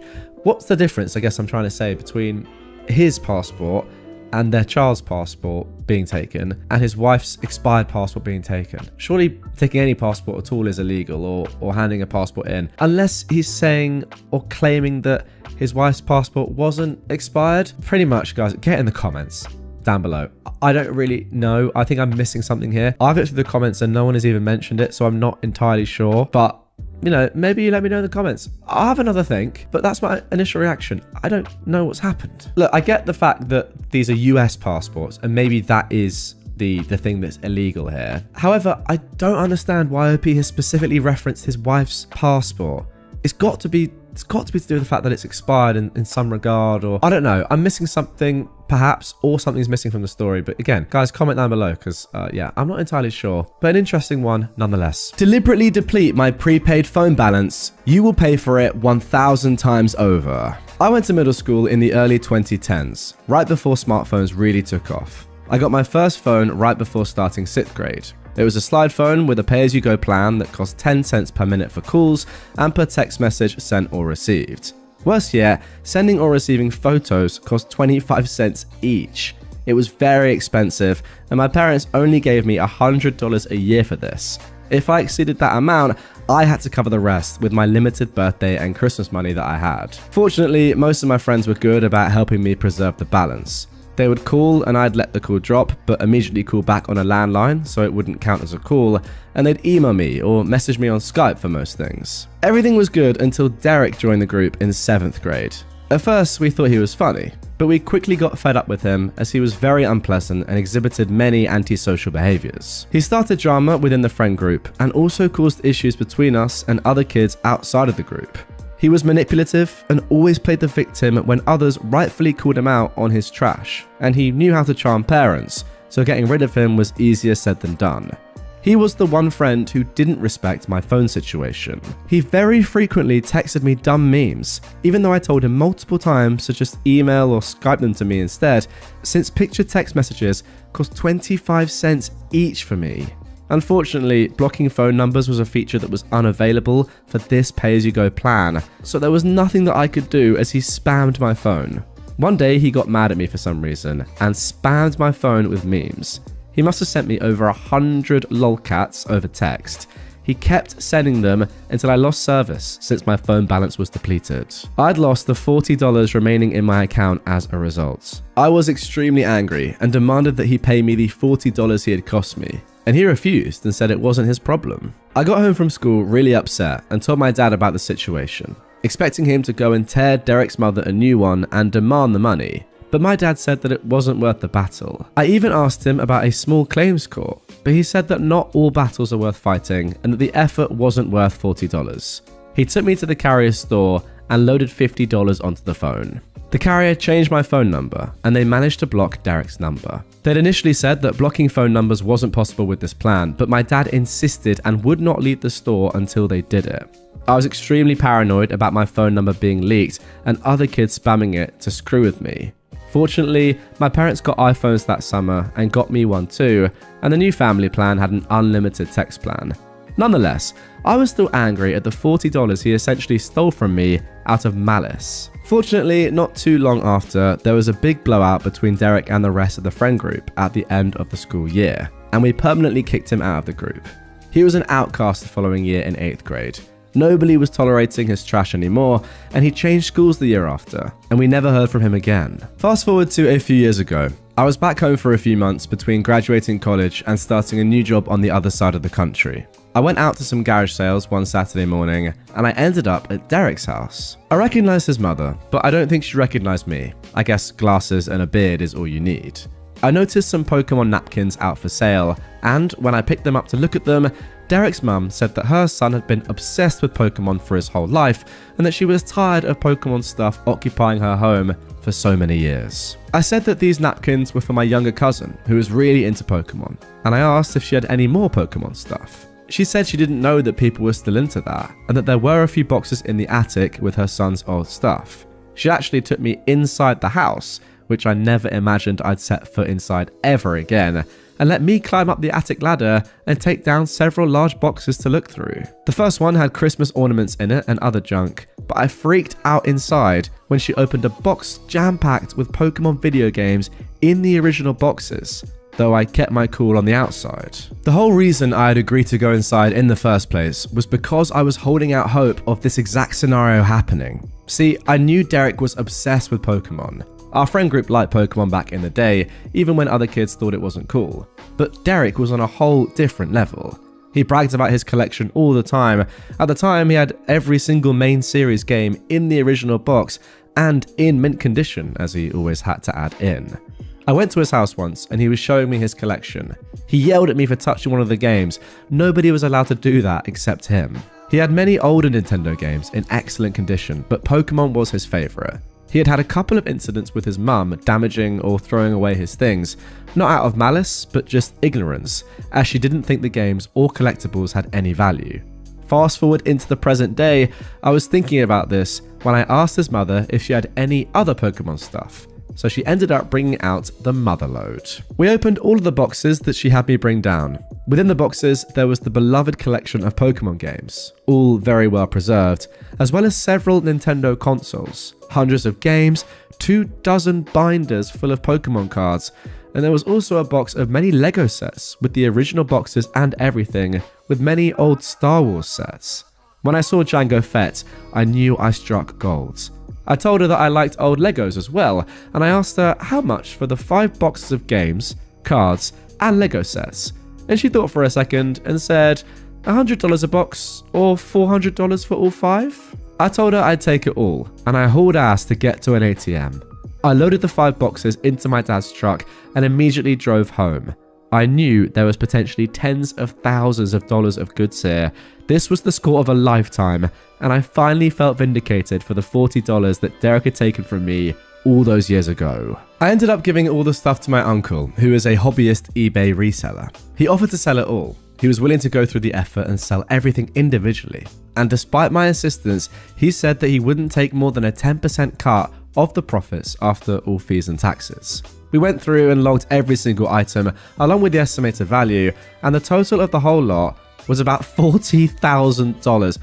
Oh my goodness me. 40,000 was a poetic number, since this was 1,000 times the value of what Derek stole from me all those years ago. Wow. Now the title actually makes literal sense. Deliberately deplete my prepaid phone balance, you will pay for it 1,000 times over. Literally. Oh, that is so good.